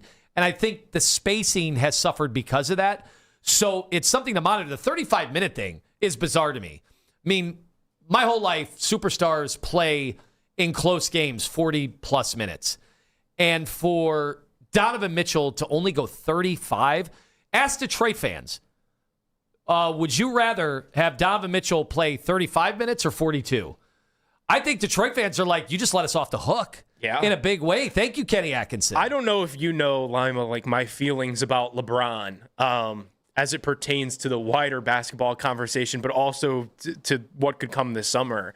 But, like, were we just spoiled? That, like, remember in those 2018 playoffs? The answer is anything LeBron James, the answer is yes. He played the full game multiple different times in those 2018 playoffs and that run to the finals, where that was probably the worst team of the 4 straight that we took to the final. Like, he would play the whole game, and he was older in his career at that point than Donovan is right now. So I think he just played at age 41. He played more minutes in that game in year 23 in Game 1 against Oklahoma City. And like it was when Donovan sat out. What was it, Game 5 against the Raptors? Because Dennis Schroeder just had it figured out, and he was in a groove. It was cute when Donovan said, like, hey, I told Kenny, like, me and Evan Mobley are cool here on the bench because Schroeder's cooking. Like, not like, now I don't know that I love that as much. Like, I want you in the game because you're my best player. Yeah, Kate Cunningham went 42 minutes. Tobias Harris went 39 minutes in that game. And, you know, your guys, Evan went 35. Harden 35. I think some fans wish it would have been like 20. The way things were going. Fortunately, James was able to turn it around a little bit in the fourth, and I hope that's a sign of things to come. What are they doing? Are they saving him? Saving him for what? Look, he was on fumes last year. I don't even know if he'd been able to play another round had they have figured out a way to play Indiana, beat Indiana, and that series only went 5 games to begin with. So I'm interested to take the temperature of people around the league because they know Donovan Mitchell's been a top 10 player, and he has been a guy in the playoffs who's elevated his game and been considered a playoff riser. So I want to hear this from Lou Williams on the Run It Back show on FanDuel TV on what Donovan needs to do. Though. Last night, 19 attempts, 10 of those are three-pointers. It's hard to get to the free throw line when you're living and dying by the three-point line. We got to start getting back in front of the three-point line and start putting more pressure on the defense. Like, nobody can deal with Donovan Mitchell when he attacks and he plays 18 feet in, and when he's in his floater bag, when he's in his attack bag, when he's in his finish bag. There's nothing you can do with Donovan Mitchell. That forces you to put him on the free throw line. Now, if you're going to get 20 shots a game, if I can get to the free throw line 7 to 8 times a game, 8 to 10 times a game, just free shots, that opens up everything for me on the offensive end. When it comes to Donovan Mitchell, if you're shooting every other shot is going to be a 3-point attempt, you're not putting any pressure on the defense. You're not as aggressive, and that's where you're finding the discrepancies in where he's scoring the basketball at. I think he got to sway those into more mid-range and more attacks than 3-pointers. On social media, as always, social media brought to you by Scheiben Jewelers, Cleveland's premier jewelry store. Donovan Mitchell took 10 shots in the paint, but only 1 at the rim. In all but 2 of these attempts, he either gets it off before contact or shies away from it altogether. Not forcefully getting it to the basket is why Mitchell isn't getting to the line. It does feel like it's a lot of those like running floaters that are off balance that just fire off the back of the rim. Which he's gifted, though. I mean, it is amazing his bag, his arsenal that he has, but he's not going to get to the line if you don't, absorb some contact. And Cade Cunningham, I thought he got a great whistle, but he's also forcing the action. He's going through Evan Mobley and Jared Allen's hands. And look, I'm sitting there going, are we not allowed to contest any shots? Are we not allowed to be physical under the rim? But credit Cade Cunningham for putting the onus on the officials to have to blow the whistle in those situations. I did wonder this earlier in the show when you mentioned are the Cavs just not good as we thought, as I thought, because there are a lot of people who have been telling me from moment one that this team was not worth trying to get the city excited about. On the flip side of that, though, is this side of the bracket just back-to-back consecutive bad matchups for the Cavs because of how defensive-minded the Raptors were, how defensive-minded the Pistons are. And this is a finesse Cavs team. This is a Cavs team that doesn't like the physicality. We played 2 big men, and you're considering us a finesse team. The 2 centers, we start 2 centers, and you're considering us a finesse team. That's a bad spot to be in. Mitchell not, having all these attempts in the paint, but not even being able to get to the rim. That's a finesse team. We're talking about paying Donovan Mitchell $70 million a year in his next contract. You got 44, I think, on the hook for Harden, and I think he's going to want a lot more. He's one of the best all-time businessmen in sports, and he's willing to just walk away from your team if you don't pony up. So, that's tough for Cavs fans to hear when they have the most expensive roster in the NBA, and they're the only team in the second apron. Well, how do you think Dan Gilbert feels, too? And that adds to the pressure. While he's in Detroit going up against JB Bickerstaff, yeah, not good. They got to win tonight. Yeah, his town against the old coach that they discarded of, it's crazy. I told Daryl Sunday, Dan Gilbert's got to be watching all of these games as if he had, we were talking a little gambling earlier in the show, as if he had a $400 million parlay on the line. That's probably what Dan Gilbert feels like on the inside. Well, when you put it like that, and he's courtside at all these games, and he's got all buddies in his neighborhood that are Piston fans. That's got to be a little odd. This Cavs conversation is always brought to you by Surfside Hard Iced Tea. Let's go to the phones. 216-474-0092. I want to know from fans, are you feeling like this is the season? I know we don't want to get carried away, but do you see this Cavs team being able to win 4 of 5 if they lose tonight and actually have to win a road game or 2? Let's go to Chuck in Cleveland. Next up on the Fan. How are you, Chuck? Yo, what's up, guys? How y'all doing? So I do want to talk about this. Great coaches. Let's talk about Bill Belichick. I know it was football, but he know how to take away your strengths, right? What they're doing, they're taking away Harden and Mitchell and saying everybody else got to beat us. It's easy to see that. We got an ex-coach of ours that knows our weaknesses. And, yeah, like you said, we're not running the pick and roll effectively. The identity of the team should be, Mitchell got to play every minute tonight. Also Harden. You got to look at it as Game 7, too laid back. The role players are actually playing harder than the stars. It's crazy to me. And Allen got to play all 48. I don't care if the guy gets 5 fouls in the first quarter. You 6. All right. Thank you. Thank you for the call. All right. Thank you for the call. That's Chuck. The minutes thing, I just think that if Donovan, we can't worry about what he's going to have left the rest of the series. No, you got to win tonight. You got to win tonight. And that was my big axe to grind with Kenny, man, in that game 1 was like, where was Jared at? I get that he got into foul trouble early, but he only had 4. Like, it wasn't even like he had 5. Like, why was he on a milk carton in the entire second half? All right, when we come back, we will have Mary Kay Cabot, Plain Dealer, and Cleveland.com. I also, along with the potential of the Browns dipping their toes into the supplemental draft, how does she make sure that things don't get personal with a fan base and a player? Because we thought another broadcaster did just that earlier in the show. Mary Kay Cabot joins us next here on Sports Radio 92.3 The Fan.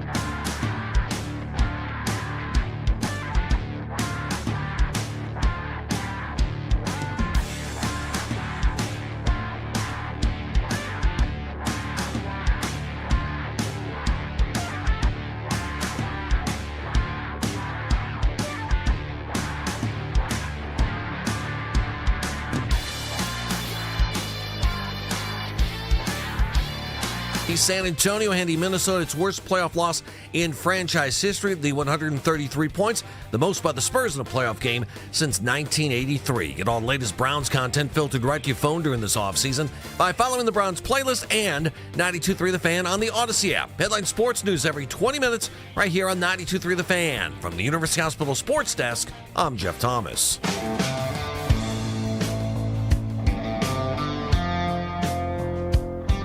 Anthony Lima, Nick Pedone is in for Ken Carman today. We have Cavs tickets for Game 3 to give away coming up 40 minutes from now. You have another opportunity in the afternoon, but now we welcome on the Wise Heart Right, We Make It Right, Call Kyle Right hotline, none other than esteemed Bill Nunn Award winner, Mary Kay Cabot of The Plain Dealer and Cleveland.com. Mary Kay, thank you for joining us today.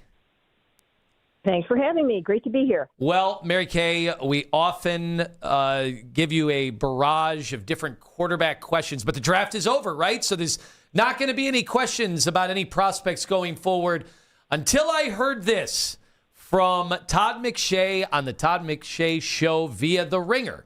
If I'm the Browns, more importantly, like the Jets, the Cardinals, I'm meeting as if this is April 1st or maybe March 15th with my staff right now. Like, come back. Because if we have the quarterback coach and we have the contract right the right way, we have the psychologist putting a stamp on it, we have the FBI agents working in the security department in our organization. If we can get aligned and say collectively, we are comfortable taking this risk, I'm not batting an eye, man. That risk is on Brendan Sorsby, the quarterback who is no longer eligible to play college football, meaning that he is entering the supplemental draft. Mary Kay, the supplemental draft has been very kind to the Browns previously when it comes to a quarterback.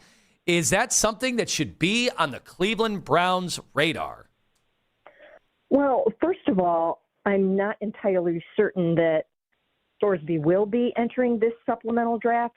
The latest that I had seen was that he went into, and I'm not 100% certain this is accurate yet, but that he may be seeking some treatment for what could be a gambling addiction. So I think some of those things have to be sorted out first.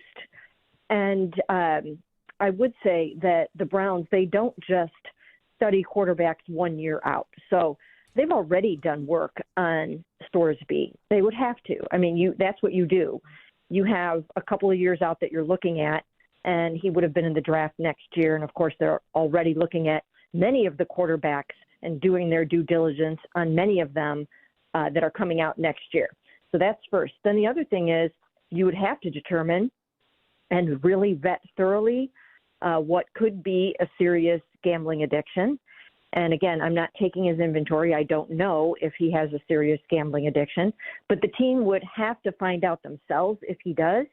And if he does, then they would have to try to determine if that is a risk worth taking. I used to talk to Art Schlerth a fair amount because he had a radio show, and I would go on his radio show, on a regular basis, basically. And he was a fine human being, a really nice guy. I enjoyed talking to him, and he really had a hard time with his gambling addiction and couldn't beat it. And he spent a lot of time in prison, and he may still be in prison. I'm not really sure about that. But you have to figure out if that is going to be a continuing problem, and that would be hard to determine because the fact that he is seeking treatment is a new phenomenon for him, and you really can't predict how that's going to turn out.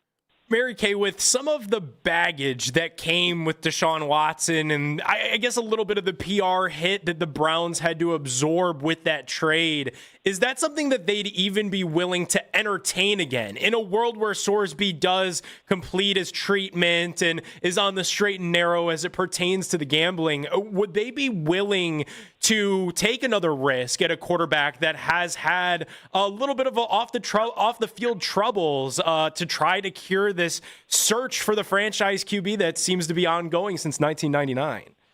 Well, let me say that I actually would put in a bid for him in the supplemental draft if he enters the draft. I don't know that I would put in a first-round bid, but I probably would put in perhaps a second-round bid. I think I would do that because once again, nobody's going to know in June whether or not he has beat his gambling addiction. You would have to take a risk. I probably wouldn't take a first-round risk. I probably would take a second-round risk. So that's where I come out on that. And as far as the Browns are concerned, Andrew Berry, if you guys and nobody in the world knows this by now, is a general manager of second chances.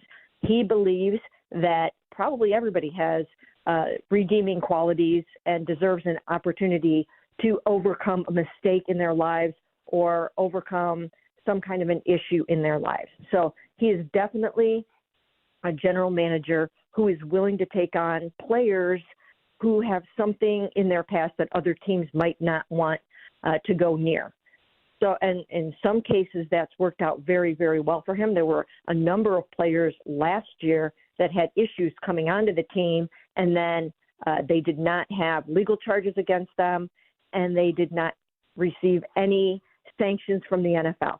So it has worked out for Andrew, and many of the players that he has taken on have gone on to be not only productive players, but productive citizens and really good guys in this community. So you have to vet each situation for what it's worth. I'm sure that the Browns will do that, and they will make their determination.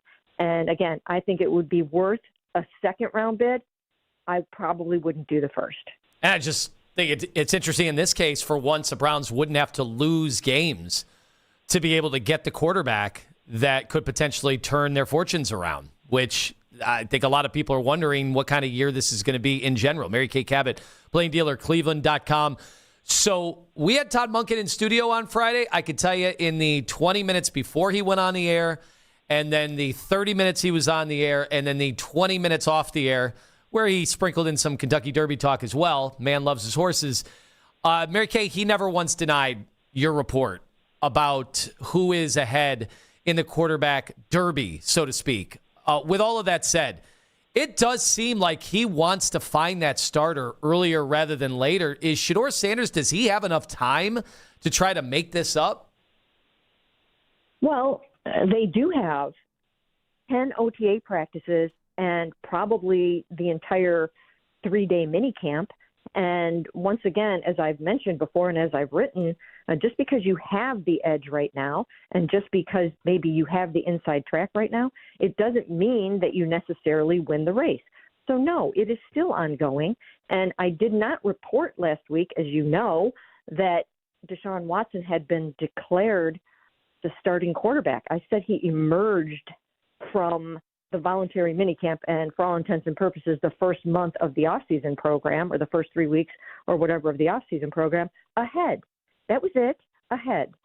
And yes, I do think there is a chance that Shadur Sanders can come from behind and overtake Deshaun and possibly win the competition. That's why there is a competition. I did also say, and this part was my opinion, not a report, my opinion was that if Deshaun is ahead, then go ahead and let him take the first team reps or the bulk of the first team reps so you can get this offense ready to play. I've watched bad offense, everybody has, for the last couple of years. And this first team offense, they need to get it together, and they need to get it together quickly. And I'll say that, 7 days out of the week. This offense is going to have potentially a rookie starting center, a rookie left tackle, 2 new rookie receivers, and they have to start repping it over and over and over and over again, and they have to start doing that now, or they will be behind the 8 ball in training camp. Is there any chance, Mary Kay, if Deshaun is truly, ahead, even if it's a slight edge on Shadur Sanders through that voluntary portion, should we be bracing for Deshaun to be the first quarterback up then when they start divvying up these snaps in OTAs the next time that everybody reports to Berea? Well, here's the thing to remember. When we see the veterans out there again, it's not going to be until May 20th, which is going to be OTA session number 2. There should be probably, I would think, 10 of those sessions, and sometimes they end up with 9. But there should be 10 of those. And so we don't see them out there again until OTA 2. Now, when we watch that one practice of that week, it could be the day that Deshaun gets most of the first team reps. It could be the day that Shadur gets most of the first team reps. Those guys have been, dividing up some of the first team reps, apparently. So we're not going to know for sure what that means for the other days of the week unless we dig and ask and find. And there are many, many ways to find out what 90 guys are doing on a practice field or what 70 guys are doing on a practice field. So there are more than one way. There's more than one way to find things like that out on the days that we're not there. So we'll have to see. It doesn't mean if we see Shadur getting the first team reps on May 20th that he is for sure in the lead. And it doesn't mean that Deshaun would be in the lead if we necessarily see him getting those reps on May 20th, because it could be different on the 19th and the 21st. And I want to make one other point really quickly here, and that is my point about that I think that the guy who is in the lead should get the reps with the first team in OTAs and minicamp. If that's Deshaun, then give those to him and let them roll. If that's Shadur, give those to him and let him work with the first team offense in bulk, because these guys last year and the year before did not have enough time together before the season began, and it just didn't look good. Mary Kay, rookie minicamp getting underway soon. Who are you most excited to see with all those first-round mocked rookies that the Browns were able to draft? I'm excited to see Taylon Green. I'm really excited to see what he can do operating that offense. Well, we're not going to see him operating, obviously, the full offense, but throwing the ball. I want to see what his arm looks like. And, of course, he's going to be throwing to Casey Concepcion and Denzel Boston. I'm looking forward to seeing that. And why? Because quarterback is the most important position on a football team, and I want to see what they have in this QB, in this dual threat QB. So I'm anxious to see what the arm looks like. I'm anxious to see what the speed looks like and how he operates with those, primarily with those two receivers. So that's probably where my attention will be. Mary Kay, obviously Taylon Green at this stage in the preseason isn't expected to really play a factor in the Watson versus Sanders quarterback competition that's going to take place. But I know you know how these Brown seasons have unfolded. Is there any chance in your mind that we could see Taylon Green on the field in the regular season for the Browns at quarterback this year?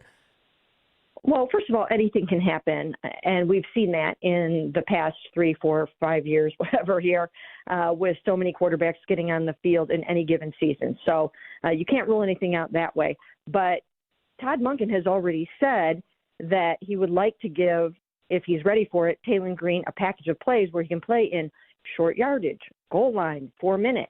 And if he demonstrates he can do that and he's ready for it, and that he's not going to be turning the ball over at the rate he did at Arkansas, then he is going to be out on the football field. And that's why I think he is really a good candidate to make the 53-man roster.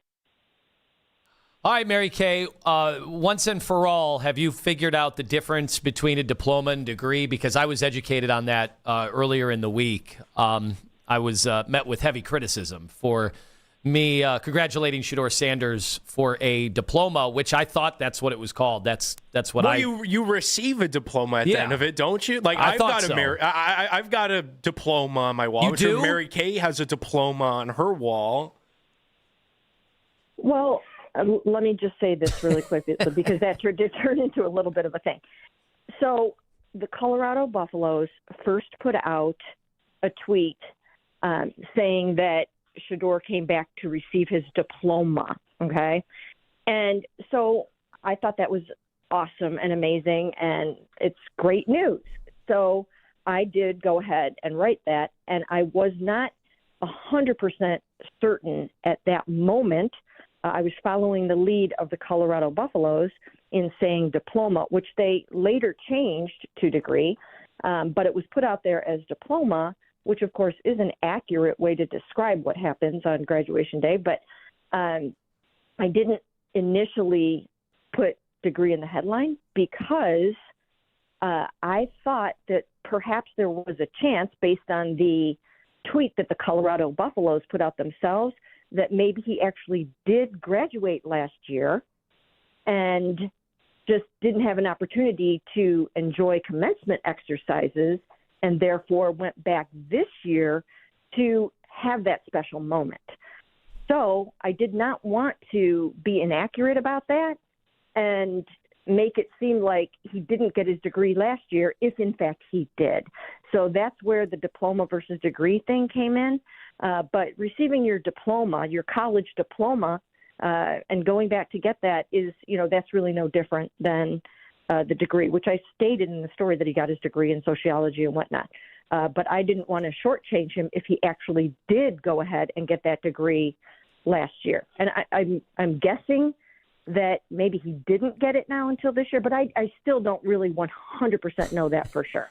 There is no show in the country that can go over the verbiage of such a significant accomplishment like this show that we just did for 4 minutes. Mary Kay, that's why we're a little bit different from everybody else. The hard-hitting debates, we're not afraid.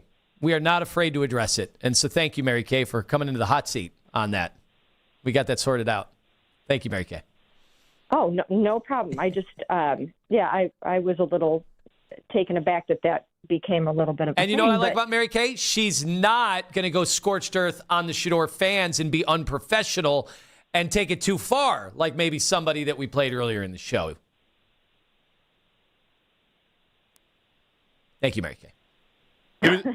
I thought you were about to play a clip. I'm sorry. No, you know what? We're done for the day. We're done with the day with Mark Schlerth. For the week, maybe. I think we're done.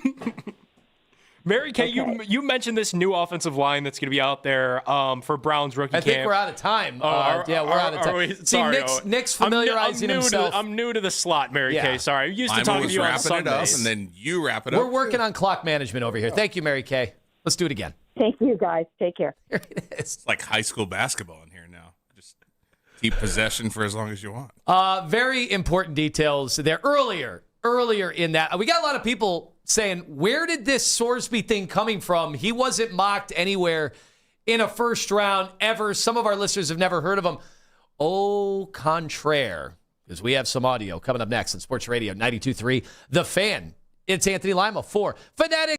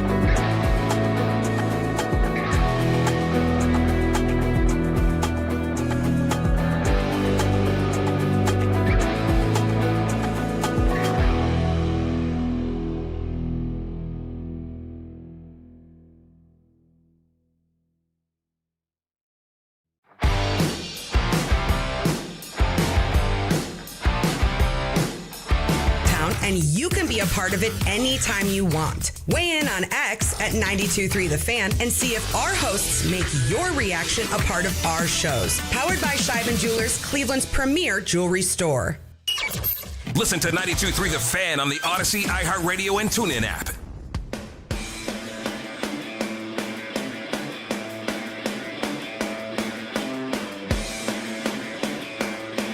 We're getting back to the Cavs in just about 13 minutes. Also a chance to win tickets to Game 3 when the series will shift from Detroit back to Cleveland.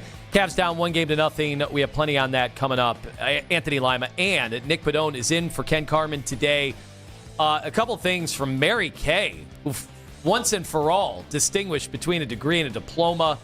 Hard-hitting stuff. Well, some good context there show. that he might have got the degree last year, but he might not have gotten the diploma until over the weekend. Like, that's a new layer to this thing. And where are you going to get that? He might have been 1 year into his sociology degree tenure, and we were just ready to discredit that. Heavy hitting. You come here for academia, discussions about degrees and diplomas. Okay, so she said she absolutely thinks that the Browns in their spot should consider putting in a second-round bid in the supplemental if Sorsby, the embattled quarterback with gambling problems, decides to come through. And we got immediate blowback, obviously from the Shadur fans, obviously from the Deshaun Watson fans, and understandably so. What, the Browns are going to bring in another quarterback into this mess and kind of replicate what they had last year? And is he even going to be eligible? Will Roger Goodell be suspending him upon arrival? Which, did he do that with Terrell Pryor? Not sure. I remember Jim Tressel was getting a suspension. He was, because he was supposed to. So it's kind of the same situation. It was the gold pants stuff, right? So Terrell was suspended when his career started. So it can happen. Raiders, It was 5 games. He was suspended the first 5 games to start his career. So there's a precedent. And those are all things you have to think of. And then obviously the fact that every one of these kids, when they come on campus, they are instructed in today's day and age. The one no-no is do not gamble football. And then above and beyond that, not your own team. And so what he did is he might have forfeited $5 million in NIL money. But we're getting blowback of people saying, you guys never talked about him, therefore he can't possibly be a quarterback that could be taken aside. I'm like, he was going to Texas Tech. He was getting $5 million reportedly.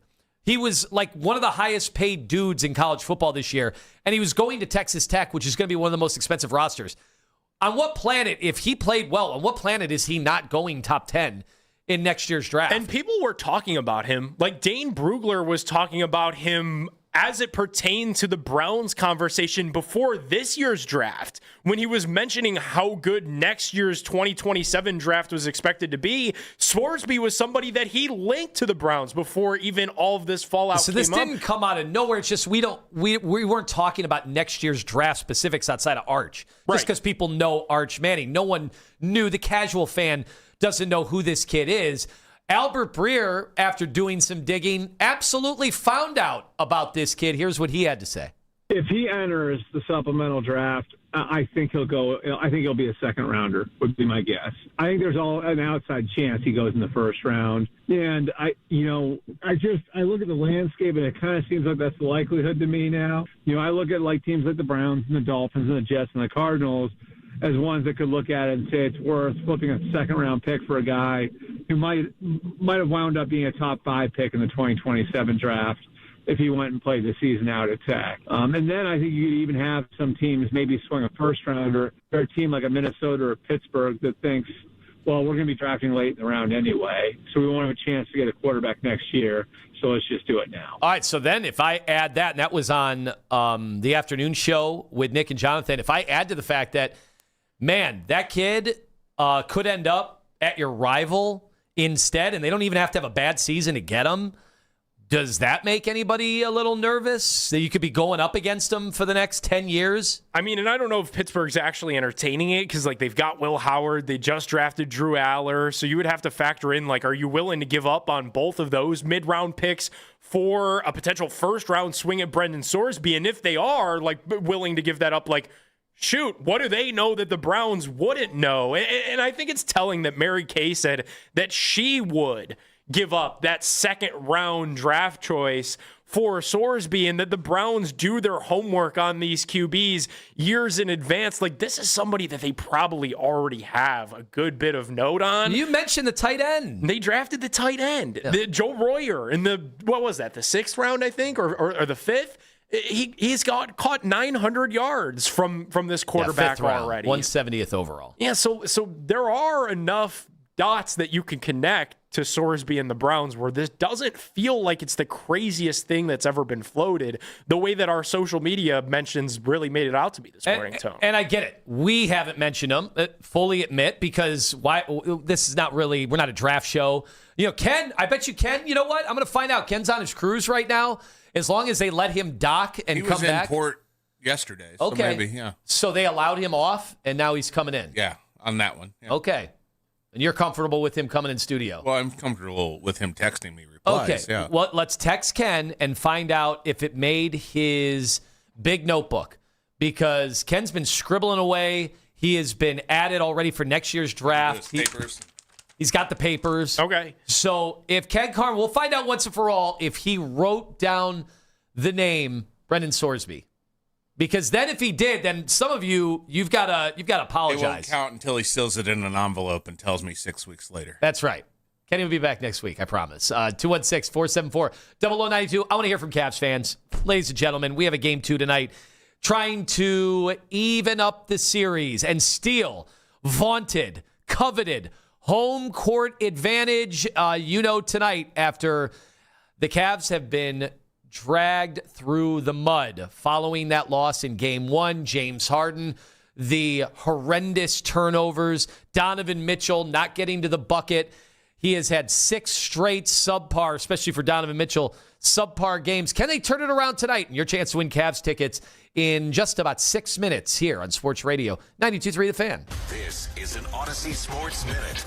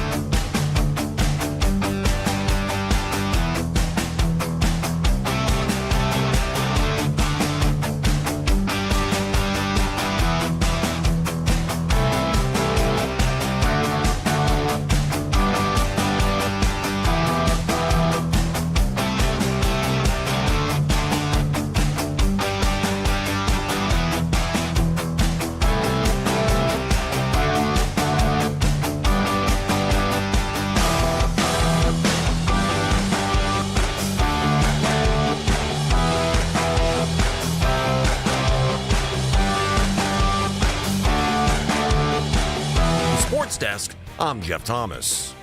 You can now watch The Fan live on YouTube. Catch The Ken Carman Show with Anthony Lima from 6 till 10 a.m. Baskin and Phelps 10 a.m. till 2 p.m. And Afternoon Drive with Nick Wilson and Jonathan Peterlin from 2 to 7 p.m. Each and every weekday. It's free. Subscribe to 92.3 The Fan on YouTube.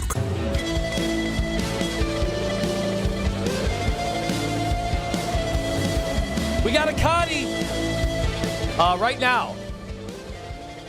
Give me a Cavs player number tonight, and that'll be the caller. Dennis Schroeder, which is 8. You want to be caller number 8? You can go. Thank God it's not Donovan Mitchell. Yeah, no, that would not be good. You'd be answering the phones for quite some time. All right, be the 8th caller right now. 216-474-0092. Win a pair of tickets to see the Cleveland Cavaliers take on Detroit, Game 3, Saturday, May 9th at 3 p.m. at Rocket Arena. Tickets available, Cavs.com. It's all from the Cavs and Sports Radio, 92.3 The Fan. Anthony Lima and Nick Pedone is in for Kenny. We got Spencer Davies, who's covering the series in Detroit, going back and forth with Kenny Atkinson. He's going to join us 18 minutes from now. So this is a game when talking about, like, hey, I'm excited for Game 3. I'm going to be there. But the feeling in that building, it's going to be dictated by what happens in a different building tonight. And I don't think anybody, the way the Cavs have played so far in the playoffs, I don't think anybody can see the Cavs winning 4 of 5, which is what they would have to do if they lose tonight, which means it's the biggest cliche and hack radio topic in sports history.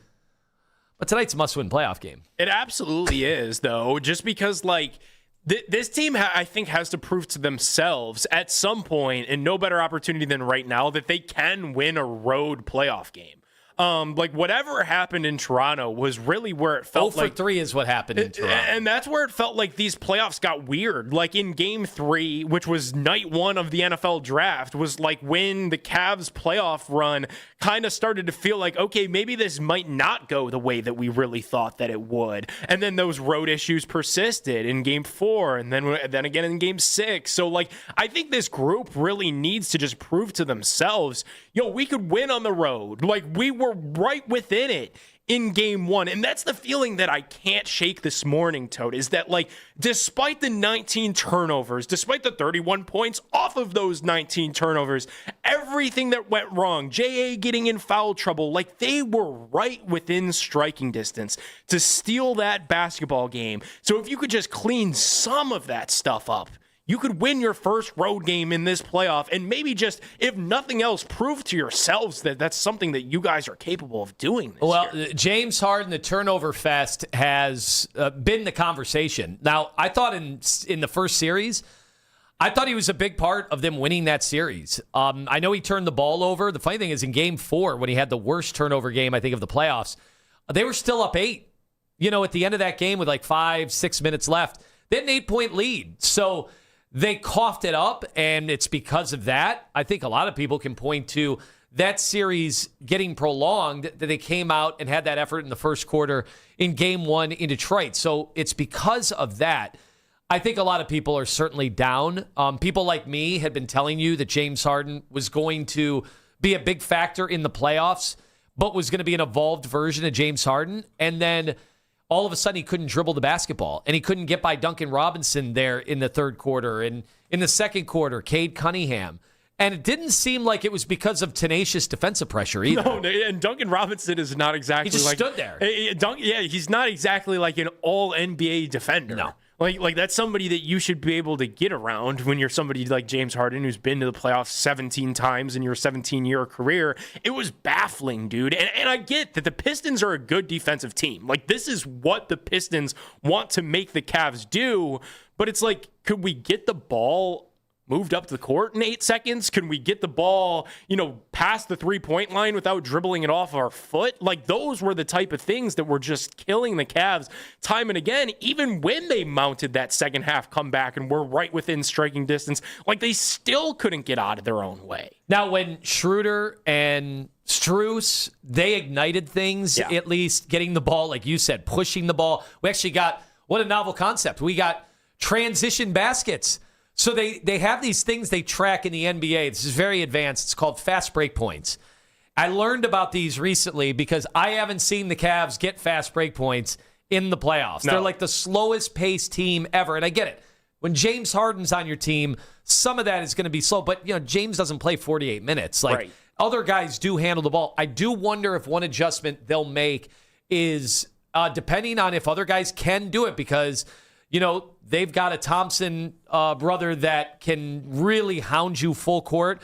So if you just say, Donovan, can you play point and bring the ball up and let James Harden, who's really good at catch and shoot threes, can you have him off the ball? Well, you got to still have somebody to get the ball and push it forward. I do think that could be one slight adjustment that is made in this game as it comes to the Yeah, but I don't know that makes me feel great though either, dude. Because then you're relying then on Donovan to be your ball handler. Like I need Donovan to be getting to the basket and making shots, and we talked about that earlier in the show, being a better version of Donovan Mitchell. What about I agree, and there's going to be a lot on his plate tonight. I don't think there's a chance in hell he plays less than 40 minutes if this is a tight game. I think they've heard the criticism. They're also probably doing the Pistons a giant favor, playing him 35 minutes while Cade Cunningham goes 42. Tobias Harris goes 39. LeBron James, game one at age 41, just went more minutes than Donovan Mitchell. So I'll be monitoring all of that. Obviously, I wonder even can Evan Mobley, he's been able to dribble the ball a little bit in this series. Can he advance the ball a little bit? Those are the minor things. Obviously, Donovan has to play better. And James Harden. What is going on with James Harden? Here's Chandler Parsons on the Run It Back show, FanDuel TV. 43 turnovers in 8 playoff games, outrageous. Those are valuable. We talk about the playoffs, how the game is slower and possessions are more valuable. You can't be turning the ball over that many times, especially when your offense is struggling. Those are shot at the rim that you're not even getting a chance at because you're letting other teams get out and transition. On the flip side, you're putting more pressure on your defense to have to get back on all these live ball turnovers, and these guys are too athletic, they're too fast, they're too good. And then on top of that, you're shooting 1 for 7 from the 3-point line, and you're inefficient from the field. Like they just got to clean it up. And James Harden now, whether he likes it or not, he is the head of the snake here. He is their point guard. So he needs to realize that. He needs to take care of the ball. He needs to make the game easier for Donovan Mitchell. And he's still going to pick and choose when he can go and score. He is one of the greatest scorers the game has ever seen. And he's still going to have his moments in his time to attack and do what he does. Man, head of the snake. I get that he's the point guard, but head of the snake, you never brought James Harden to Cleveland to be the head of the snake. Well, and if he's an indictment on Donovan, to me, if he's the head of the snake, they're done. I mean, they're done. This series is over. That's what he was in Philadelphia. He became the number one option, and James Harden is not going to win the finals for you or get you to the finals as the number one option. Well, I'll tell you, he's not going to take you to the finals or get to the finals or even get past the Detroit Pistons. Like, to Chandler Parsons' point there, turnovers happen in basketball. 7 is a big number, and 40 plus this postseason. Cade Cunningham's had a bunch of massive turnover games too, by the way, but he's making up for it when he's scoring 30, 35, 40. You can't shoot 1 for 7 from deep. Like if you're turning the ball over at that clip, you need to make up for it somewhere else. And he was able to finish that game 1 with 22 points because he finally found a way to force his way to the free throw line in that fourth quarter. He figured things out a little bit more. He also, I will say, and this is important, these are the little things that are actually a lot bigger than I think. Most people probably didn't really take inventory over the fact that Kenny Atkinson made a pretty big decision in the fourth quarter. It was the elephant in the room. Harden looked like he did not belong on the floor in game 1. Kenny could have very easily benched him and had other guys in there and just kind of thrown the game away in game 1 and just said, hey, it wasn't James's game. Let's retool. Let's re-examine. Let's go back to the drawing board. Instead, he brought James Harden in, and there were some big minutes without Donovan on the floor in the fourth quarter, and James got by Duncan Robinson. You could tell the guy that he had stolen the ball from, it was humiliating. Earlier in the game, I don't even know if I'd give him credit for the steal. I think James just gifted him the basketball.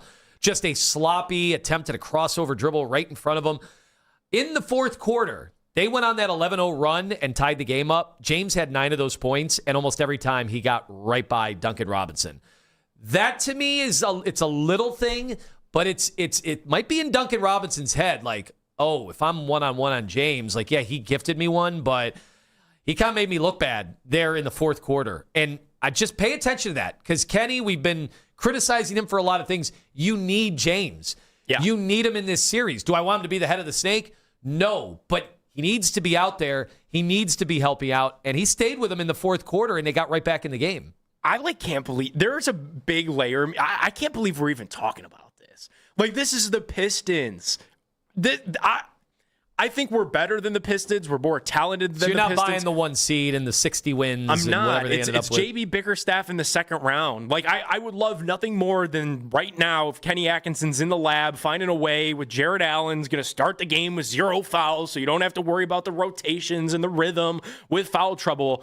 Find ways to get J.A. and Mobley and screen and roll action and just pick on Duncan Robinson and some of these dudes. And Tobias Harris. We heard it from Dennis Schroeder. Like, they don't have that same personnel that the Raptors have where they're able to defend you one-on-one in those settings. Like, this should be a feast for Mitchell and Harden both in the pick and roll game. And then Allen and Mobley should be the benefactors of that. And I get Jalen Duren's an all-star center, and he's going to protect the paint a little bit and block some shots at the rim. People or made whatever. it sound like he had this unbelievable game, and we can't do anything People were about making it seem like he was like prime Shaq. Like, he's had a pretty bad playoffs, all things considered. And he's trying to get a contract. And I get it. Chandler Parsons was talking about how athletic Detroit is. Not as athletic, honestly. They're not as long as athletic as the Toronto Raptors. They aren't. A team with Tobias Harris and Duncan Robinson. And by the way, Tobias has been outstanding at the end of their series against the Magic. And again, it shows you he's like considered an average to below average wing this year in the NBA. In the playoffs, he's been very valuable because why? Wings are valuable, and the Cavs still really don't have any that they can count on. We're still sitting here wondering if, we need to contemplate a change in the starting lineup with Dean Wade. Tyson, no love for Jordan Tyson. So he had 0 points in game 1. However, with the exception of the terrible foul on Cade Cunningham, putting his hands on the burner there, that was not wise. Force him to shoot those, dude. You can let Cade shoot contested threes. It's fine. I don't even know if you needed to contest it. Like, let him shoot from 3. Does Kenny go back to Keon Ellis tonight? Well, I think there is one saving grace is that he proved to not be terrified or anything like that with all the time that he has not played. Would have been easy for him to look like, like he had no business in there. No, he was good. I like the activity from him. But I've seen some people, I think Danny Cunningham brought up with us yesterday, perhaps putting Tyson in the starting lineup. I don't think they're going to do that. I think it's probably going to be Strus, and it's going to be a very fluid situation. We'll ask Spencer Davies. He's going to join us next, NBA writer. He's in Detroit covering the Cleveland Cavaliers as they're up against it tonight. We called it a must-win. Does Spencer Davies? That's next here on Sports Radio 92.3 The Fan.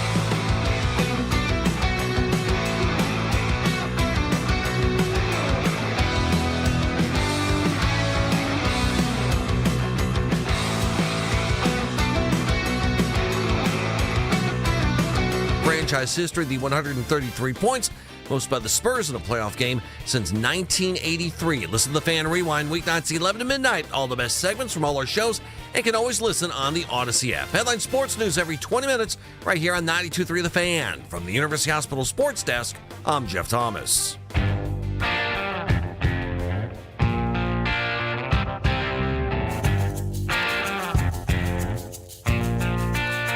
Are we doing coming in hot this week for Friday? I think we have to. I mean, Andy Baskin will be in, right? So we have to do it. Well, then it's going to sound like coming in hot meets quick predicts. Of course.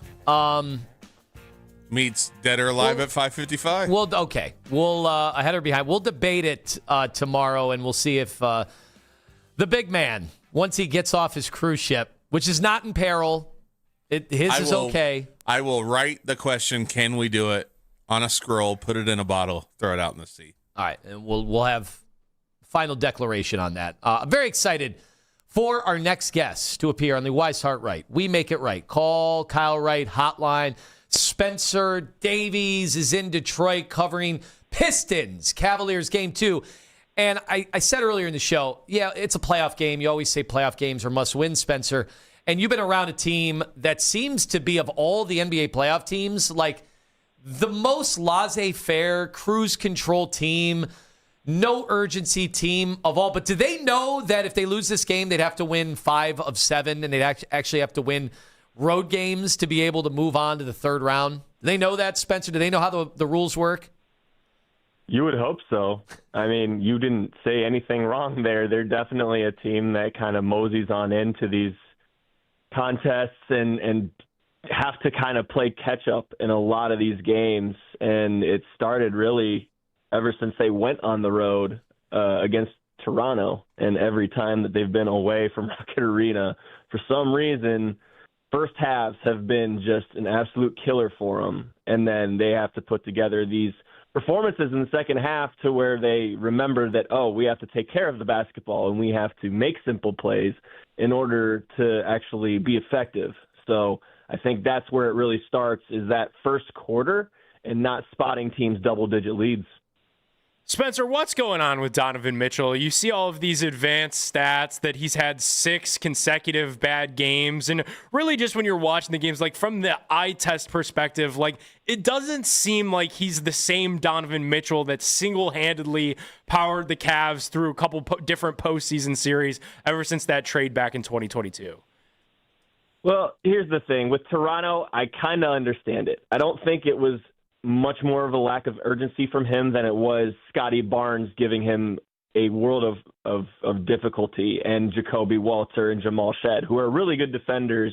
And I know not too much on the NBA level in the postseason in their careers, but have been like in really high stakes situations, especially Shead, if you remember those Houston teams in the NCAA tournament. So that didn't really concern me as much as, a lot of people thought. So I thought in Detroit he actually got downhill. I thought he did a pretty good job of getting to his early moves, his up and over cradle. He had 14 points in the first half, and he looked pretty good. Didn't really have it too much in the second half, but hey, Asar Thompson is that good of a defender. Dennis Jenkins has given the Cavs all sorts of problems. But I think this is more correctable than the Raptors series because Toronto is not as double team oriented as the Raptors are. They're more structured. They're not as chaotic as Kenny Atkinson likes to put it. So Donovan's just got to be able to get to the hole and draw those fouls.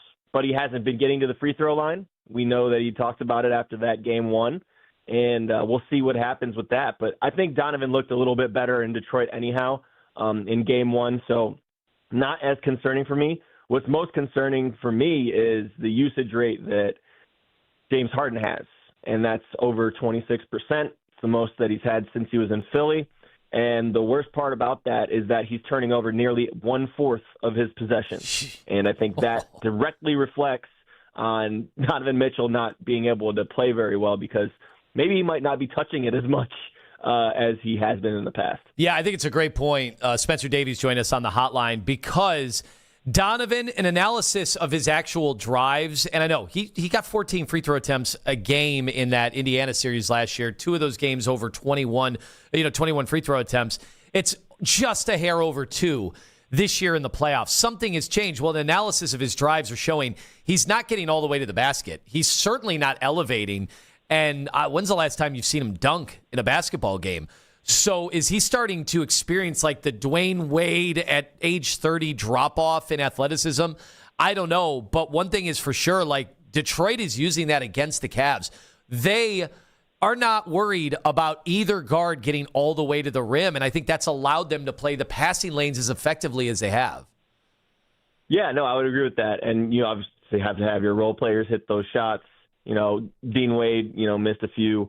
You look at what Max Strus was able to bring to the table, which was good. But even so, like, timeliness is a big thing, I think. And, you have a 93-93 game with 5 minutes left after not playing your best game through those first 43 minutes. I think that's probably a positive sign.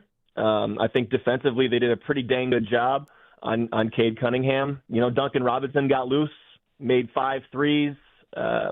I feel like they had a chance in that one, even though it wasn't pretty. And, game 1s are usually feel-out games. So, to drop game 1 on the road, first one against the top seed, I don't think is that big of a deal. But at the same time, it does carry over a trend from the Raptor series with those turnovers. And, I mean, the story for me, I don't think there's anything to beat around the bush about. I think James Harden absolutely cost him that game. And he needs to be better. And he even said it in this post game. He was like 31 points off of 20 turnovers. That is the game. And I think he couldn't have summed it up any better. Spencer, the spin zone I've been playing in my head really all morning is exactly what you just said. That despite the 19 turnovers and the 31 points off of those turnovers and the fact that it really felt like game one could have gotten out of hand, at the end of the day, the Cavs were in it there late in the second half, and they only lost the game by 10. Does that make you feel any better about how tonight projects for the Cavs? Well, I think so, but here's the thing with them. They're so volatile that I don't even want to try to evaluate them anymore. I don't know. So I know that's kind of a cop-out answer, but here's what I would do adjustment-wise. I think when Evan Mobley was in inverted pick and roll and he had the guard setting screen for him, whether it was Max Strus or Tyson, you could use Keon Ellis in those situations. I think those possessions worked out very well, got him downhill, made him into a playmaker, and also helped Donovan and James get some catch-shoot opportunities. And I think when those guys are in catch-shoot opportunities, it does not exert their energy more than it would when they were driving into the hole and trying to get past a Jalen Duren or, even by some of their tougher, more rugged guys like, like Asar or like even Isaiah Stewart in there trying to protect the paint in his, short amount of time on the floor. So I think that would be my first adjustment. I think Jalen Tyson could play some more minutes. This is all dependent, obviously, on Sam Merrill being able to go or not. He's questionable with a hamstring strain. Underwent an MRI yesterday. Didn't seem like it's the most optimistic outlook on what his status is for tonight, so I wouldn't expect him to play tonight, and maybe even in Game 3. But, yeah, I think getting Evan the ball as well, just in those ball handling situations, maybe some DHOs, even though they don't have as many movement shooters now, but you can still run that with Max Strus. We know that Jalen Tyson can handle as a secondary creator. I think that would really help. But, hey, we're kind of missing the boat here, too. Jarrett Allen had 3 fouls in the first quarter, and that pretty much crushed a lot of their game plan. It crushed a lot of their rotations, had to mess with it a little bit. Some guys were in there with guys that they're not usually in there with. So I think that's also something that we didn't really talk about too much from this game is that, Jarrett was one of their best players, if not their best player in Game 7 on Sunday. And, I think with him in a regular situation where he's not playing less than 20 minutes, that the Cavs might have been in a good spot here because Jarrett historically has had some pretty good games against Duren and against, some of their big guys. And I know that that's probably something that a lot of people don't run with, but it's true. So I think Jarrett and Evan are really, as Dennis Schroeder says, the key to this team's success. Obviously, Evan, you talked about some things that maybe he could do to open things up for not only himself, but everybody else tonight. So far in the playoffs, he's kind of had his ups and downs. That's kind of what you would expect out of role players, not necessarily, the at the time reigning defensive player of the year and a supermax player. So what kind of effort does he need to give the rest of this series to continue on some of the good stuff we saw at the end of Toronto series?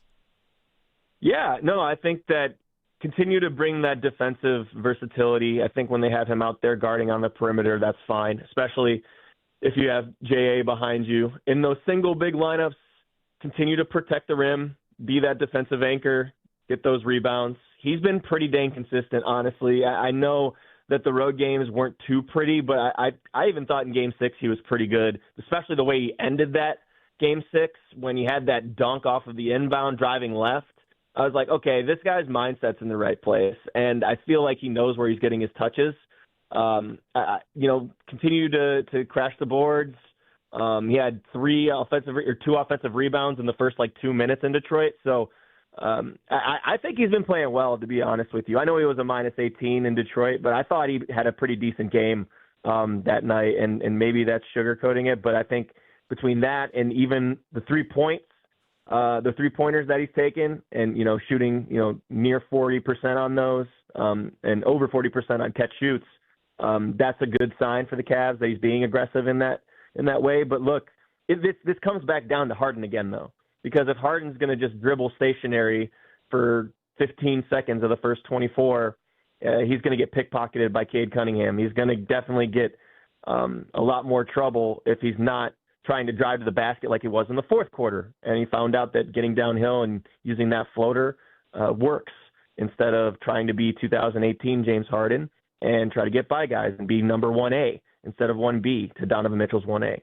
Spencer, you had mentioned the fact that Jarrett Allen picked up those 3 fouls in the first quarter, and Kenny Atkinson told you guys after the game that early foul trouble really messes up their rotation and their rhythm. But how do the Cavs make sure that they're getting the most out of their lineup? Like, I was stunned. J.A., even with that foul trouble, only 18 minutes. Donovan only played 35 minutes. When you look at the Pistons, who, JB played Cade Cunningham over 40 minutes. Tobias Harris was right about there as well. Like, how do the Cavs make sure that they kind of fix some of those rotation ailments that they certainly got some scrutiny for after game 1?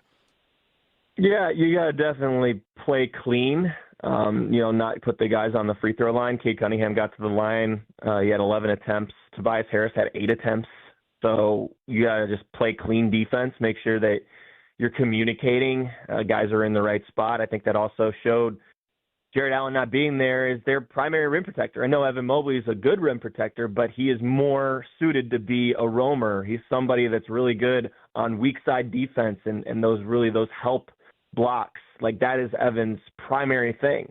And you need Evan out there with Dwayne Wade or Dean Wade or somebody like a Thomas Bryant, even though, TB didn't really play all that well in game 1. I think that size certainly helps, at least to put Evan in more of a better position. We'll see how many times Max Strus can play the 4. I think Detroit's got a little too much size to do that as much as they did the other night. But again, it might have been by necessity. Should see Jalen Tyson playing at the 4. I'm sure that we'll see more Keon Ellis, and I thought Keon Ellis had a pretty good game 1 too.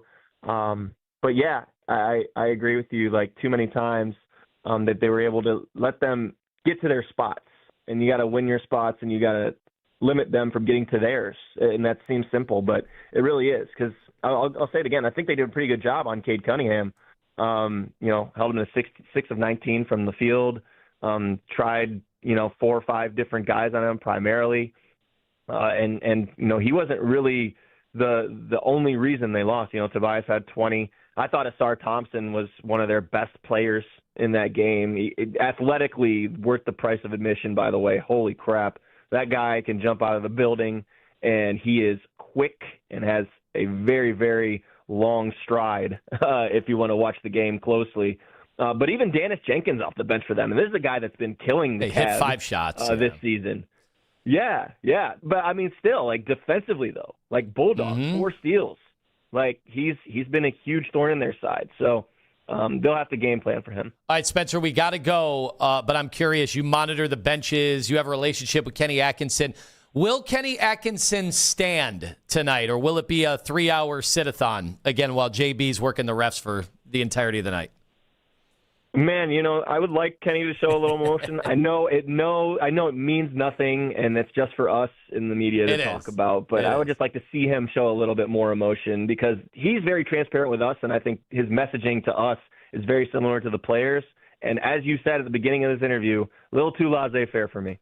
All right, Spencer Davies, we'll do it again. Thanks, man. Good luck. Hopefully you can bring some luck to the Cavs, because they better even up the series tonight. It's only their season and legacies riding on it. Appreciate it, fellas. All right, there he is, Spencer Davies, covering the game tonight. Always does a terrific job. All right, had something interesting to say there about Evan Mobley, also James Harden. I want to react to that, and I want to hear from fans on this game tonight. Do you feel like they unlocked something in the fourth quarter of that game? Because I do think there is some reason for some optimism, believe it or not. That's straight ahead. Next, here in the final segment, Sports Radio 92.3 The Fan.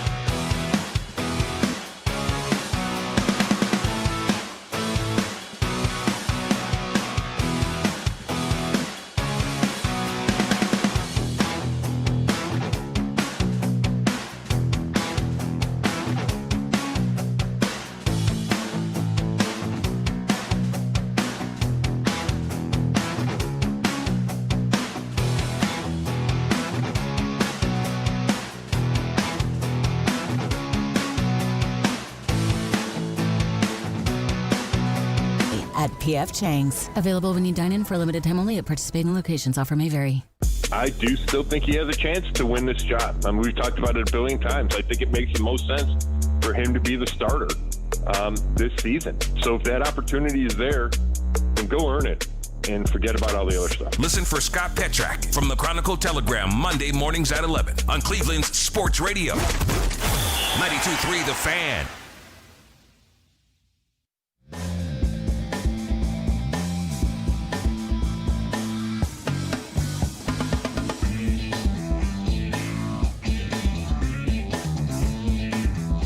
Final segment of the show, getting you ready for Cavs Pistons tonight. We had Spencer Davies on moments ago. Says James Harden might want to tighten up that handle. This comes back down to Harden again, though, because if Harden's going to just dribble stationary for 15 seconds of the first 24, he's going to get pickpocketed by Cade Cunningham. He's going to definitely get a lot more trouble if he's not trying to drive to the basket like he was in the fourth quarter. And he found out that getting downhill and using that floater works instead of trying to be 2018 James Harden and try to get by guys and be number 1A instead of 1B to Donovan Mitchell's 1A. Oh, which, of course, reverts back to what you've been saying, Nick Pedone in for Ken Carman, that's a Donovan thing. Yeah. You got to just take the basketball back. Like this, harkens back to like CYO basketball. Like, this is my team, James. Unfortunately, it's not yours. Like, I've been here for years. You've been here for a couple months. Like, Donovan Mitchell needs the basketball in his hands tonight. He needs to do more with it when it is in his hands tonight. Like, Kenny needs to make sure he's on the floor for more than 35 minutes. Like, I just need more of everything in the Donovan Mitchell department. So, Cade Cunningham went 6 of 19. In the last game. And I did say, as our boss came in, Keith was like, oh. He's nervous. Like, He's nervous. He's very nervous. And here I've been the guy like, hey, I want this long playoff run. I want watch parties. Yep. I want appearances. I want to be out with the city, like going nuts in the Cavs. Yeah, that's selfish reasons, though. Yeah, you're damn right. Because I love the NBA playoffs, and I want to get out of the house right now with two screaming kids that won't allow me to have a thought of my own over the course of an entire day. And that's what I'll be going home to. Coming up here in 13 minutes. But with all of that said, like I feel like the city has not been nearly as invested because they weren't buying them. Right. And I chastise the afternoon show, notably Nick, for not buying in. I'm like, look at the Eastern Conference.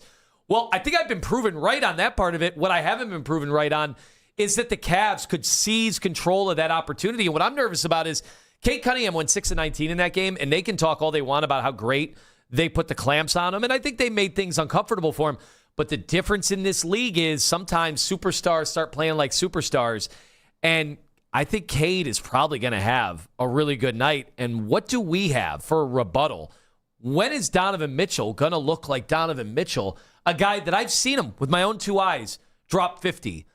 I've seen with my own eyes him just dominate halves, quarters. Yeah. We going to see that tonight? Well, in the postseason as well. Like, this isn't just like a regular season, Cavs, great regular season team, fall apart in the playoffs, is another label that people will throw on it. But like with Donovan in particular, even in losing efforts, I've seen him put together 30-point games kind of like at the snap of a finger in the NBA postseason. So I am very confused as to what's gone on ever since Game 3 in Toronto, what happened to him in Game 1, and then James Harden just absolutely has to. I get it. It's who he is at this point. He's been in the league for 17 years. He's not going to change now. He's not a dribble the ball off Duncan Robinson guy. Dude, like, you can't have like 7 turnovers and then be 1 of 7 from deep. Like, if you're going to be turning the ball over at every twist and turn, I need you to at least show up in some facet of the game, more so than just shooting free throws. Like, I need your 3-ball to be going down if you're going to be sloppy with it the rest of the time. Maybe some catch and shoot. Maybe Donovan could handle the ball a little bit and get it out to the wing. James has made those shots. Ken in Bedford. Next up on the fan. How you feeling about tonight, Ken? I'm kind of shaky, I'm sorry to say. Dude, everybody's nervous. You have to be nervous. I mean, before the break, you guys were talking about wings. We had wings in the regular season. Why is he so short with the bench? Why is Dean Wade, all of a sudden, they say he's the defensive specialist, but he used to shoot the ball. Shoot the ball, put some points on the board. and use this bench. Yeah, Ken, real quick. Energy guys. Oh, go ahead. Go ahead. I haven't seen our energy guys get on the court like Naquan Thompson, or Tomlin. You haven't seen him either. All right, thank you. mean, Thank you, Ken. We got to go. Run out of time. Well, here's the thing. What we know about the playoffs is there are plenty of guys in this league. We saw them all year, especially on the tanking teams, that now in today's game, they can go off for 25. They can go off for 30. Guys you've never heard of hit for 40 in regular season games. And then the playoffs start, and there is bear hugging off the court. There's off the ball. There's pressure that these games are life or death. You're playing every other day, and a lot of guys shrink. I think Dean Wade has been Dean Wade, to be honest. I think he's exactly – I think it's matchup-based. When it's Brandon Ingram, I mean, he took him out of the series before the injury. And so that was awesome. And that's a big part of how they got up to the 2-0 lead to start out in general. If we're taking calls from fans who are worried about tonight, and we're talking about Dean Wade, like we might have lost the plot a little bit, to be honest. Like, this is the Detroit Pistons. And like, they are a young team that's on the rise. They were the number 1 seed in the conference this year. I'm not trying to say that that's not a good basketball team. But when you made that trade for Donovan Mitchell, I thought this was supposed to be something that expedited the Cavs into title contention. And then when you made the James Harden trade, I thought that that's somebody that's certainly going to be available and definitely is going to give you better than what DG gave you. And it's like, guys, we got to get past the Pistons. We've got Donovan Mitchell. We've got James Harden. They've got Cade Cunningham. He's an elite player. But other than that, like, this is still supposed to be a young Pistons team on the rise. We're supposed to be the title contender. I agree. All right, go Cavs tonight. We do have some breaking news coming in from Pittsburgh. 93.7 The Fan, our sister station, their morning show. Aaron Rodgers going to be in Pittsburgh, expected to sign with the Steelers. Oh, no. Oh, no. Oh, boy. Nick, what do we do? Where do we go? How do we respond? They're throwing a party over there over Aaron Rodgers. Oh, what are we going to do? So Will Howard's not getting his shot? Yeah, what happened? I thought he was QB1. No Drew Aller? What happened to Will Howard? Wow. Quite the quarterback depth chart you're assembling over there. Who else did they pick up? Oh, yeah. Skylar Thompson? They have Skylar Thompson, too? It's a loaded room. Do we have a better quarterback room? No, I think Skylar Thompson went to Baltimore, in fact. Okay. We don't yet. But just get rid of that first-round pick in that supplemental draft. When's that supplemental? And then we'll see what the Steeler fans are saying. Congratulations. Go Cavs! Let's go. Go Cavs. Anybody? Owen, anybody? I believe. Donovan. I'm going to make my Ken Carman not guaranteed. They will win tonight. You remember Donovan Mitchell? You remember the guy last year had those mammoth efforts in the playoff? You remember him? Does he remember who that is? I sure hope he does. Nice to have that tonight. Yes, Kenny Atkinson, you might even be able to stand once in a while. 4, Spencer Davies, Mary Kay Cabot, Cleveland Plain Dealer, Cleveland.com and the Plain Dealer. For Owen, for Nick Pedone, great job filling in. For Young John, Ace and Gary in the back, Joey, doing a good job. Thanks so much, Basket of Phelps. Coming up next here on Sports Radio 92.3 The Fan. Go Cavs.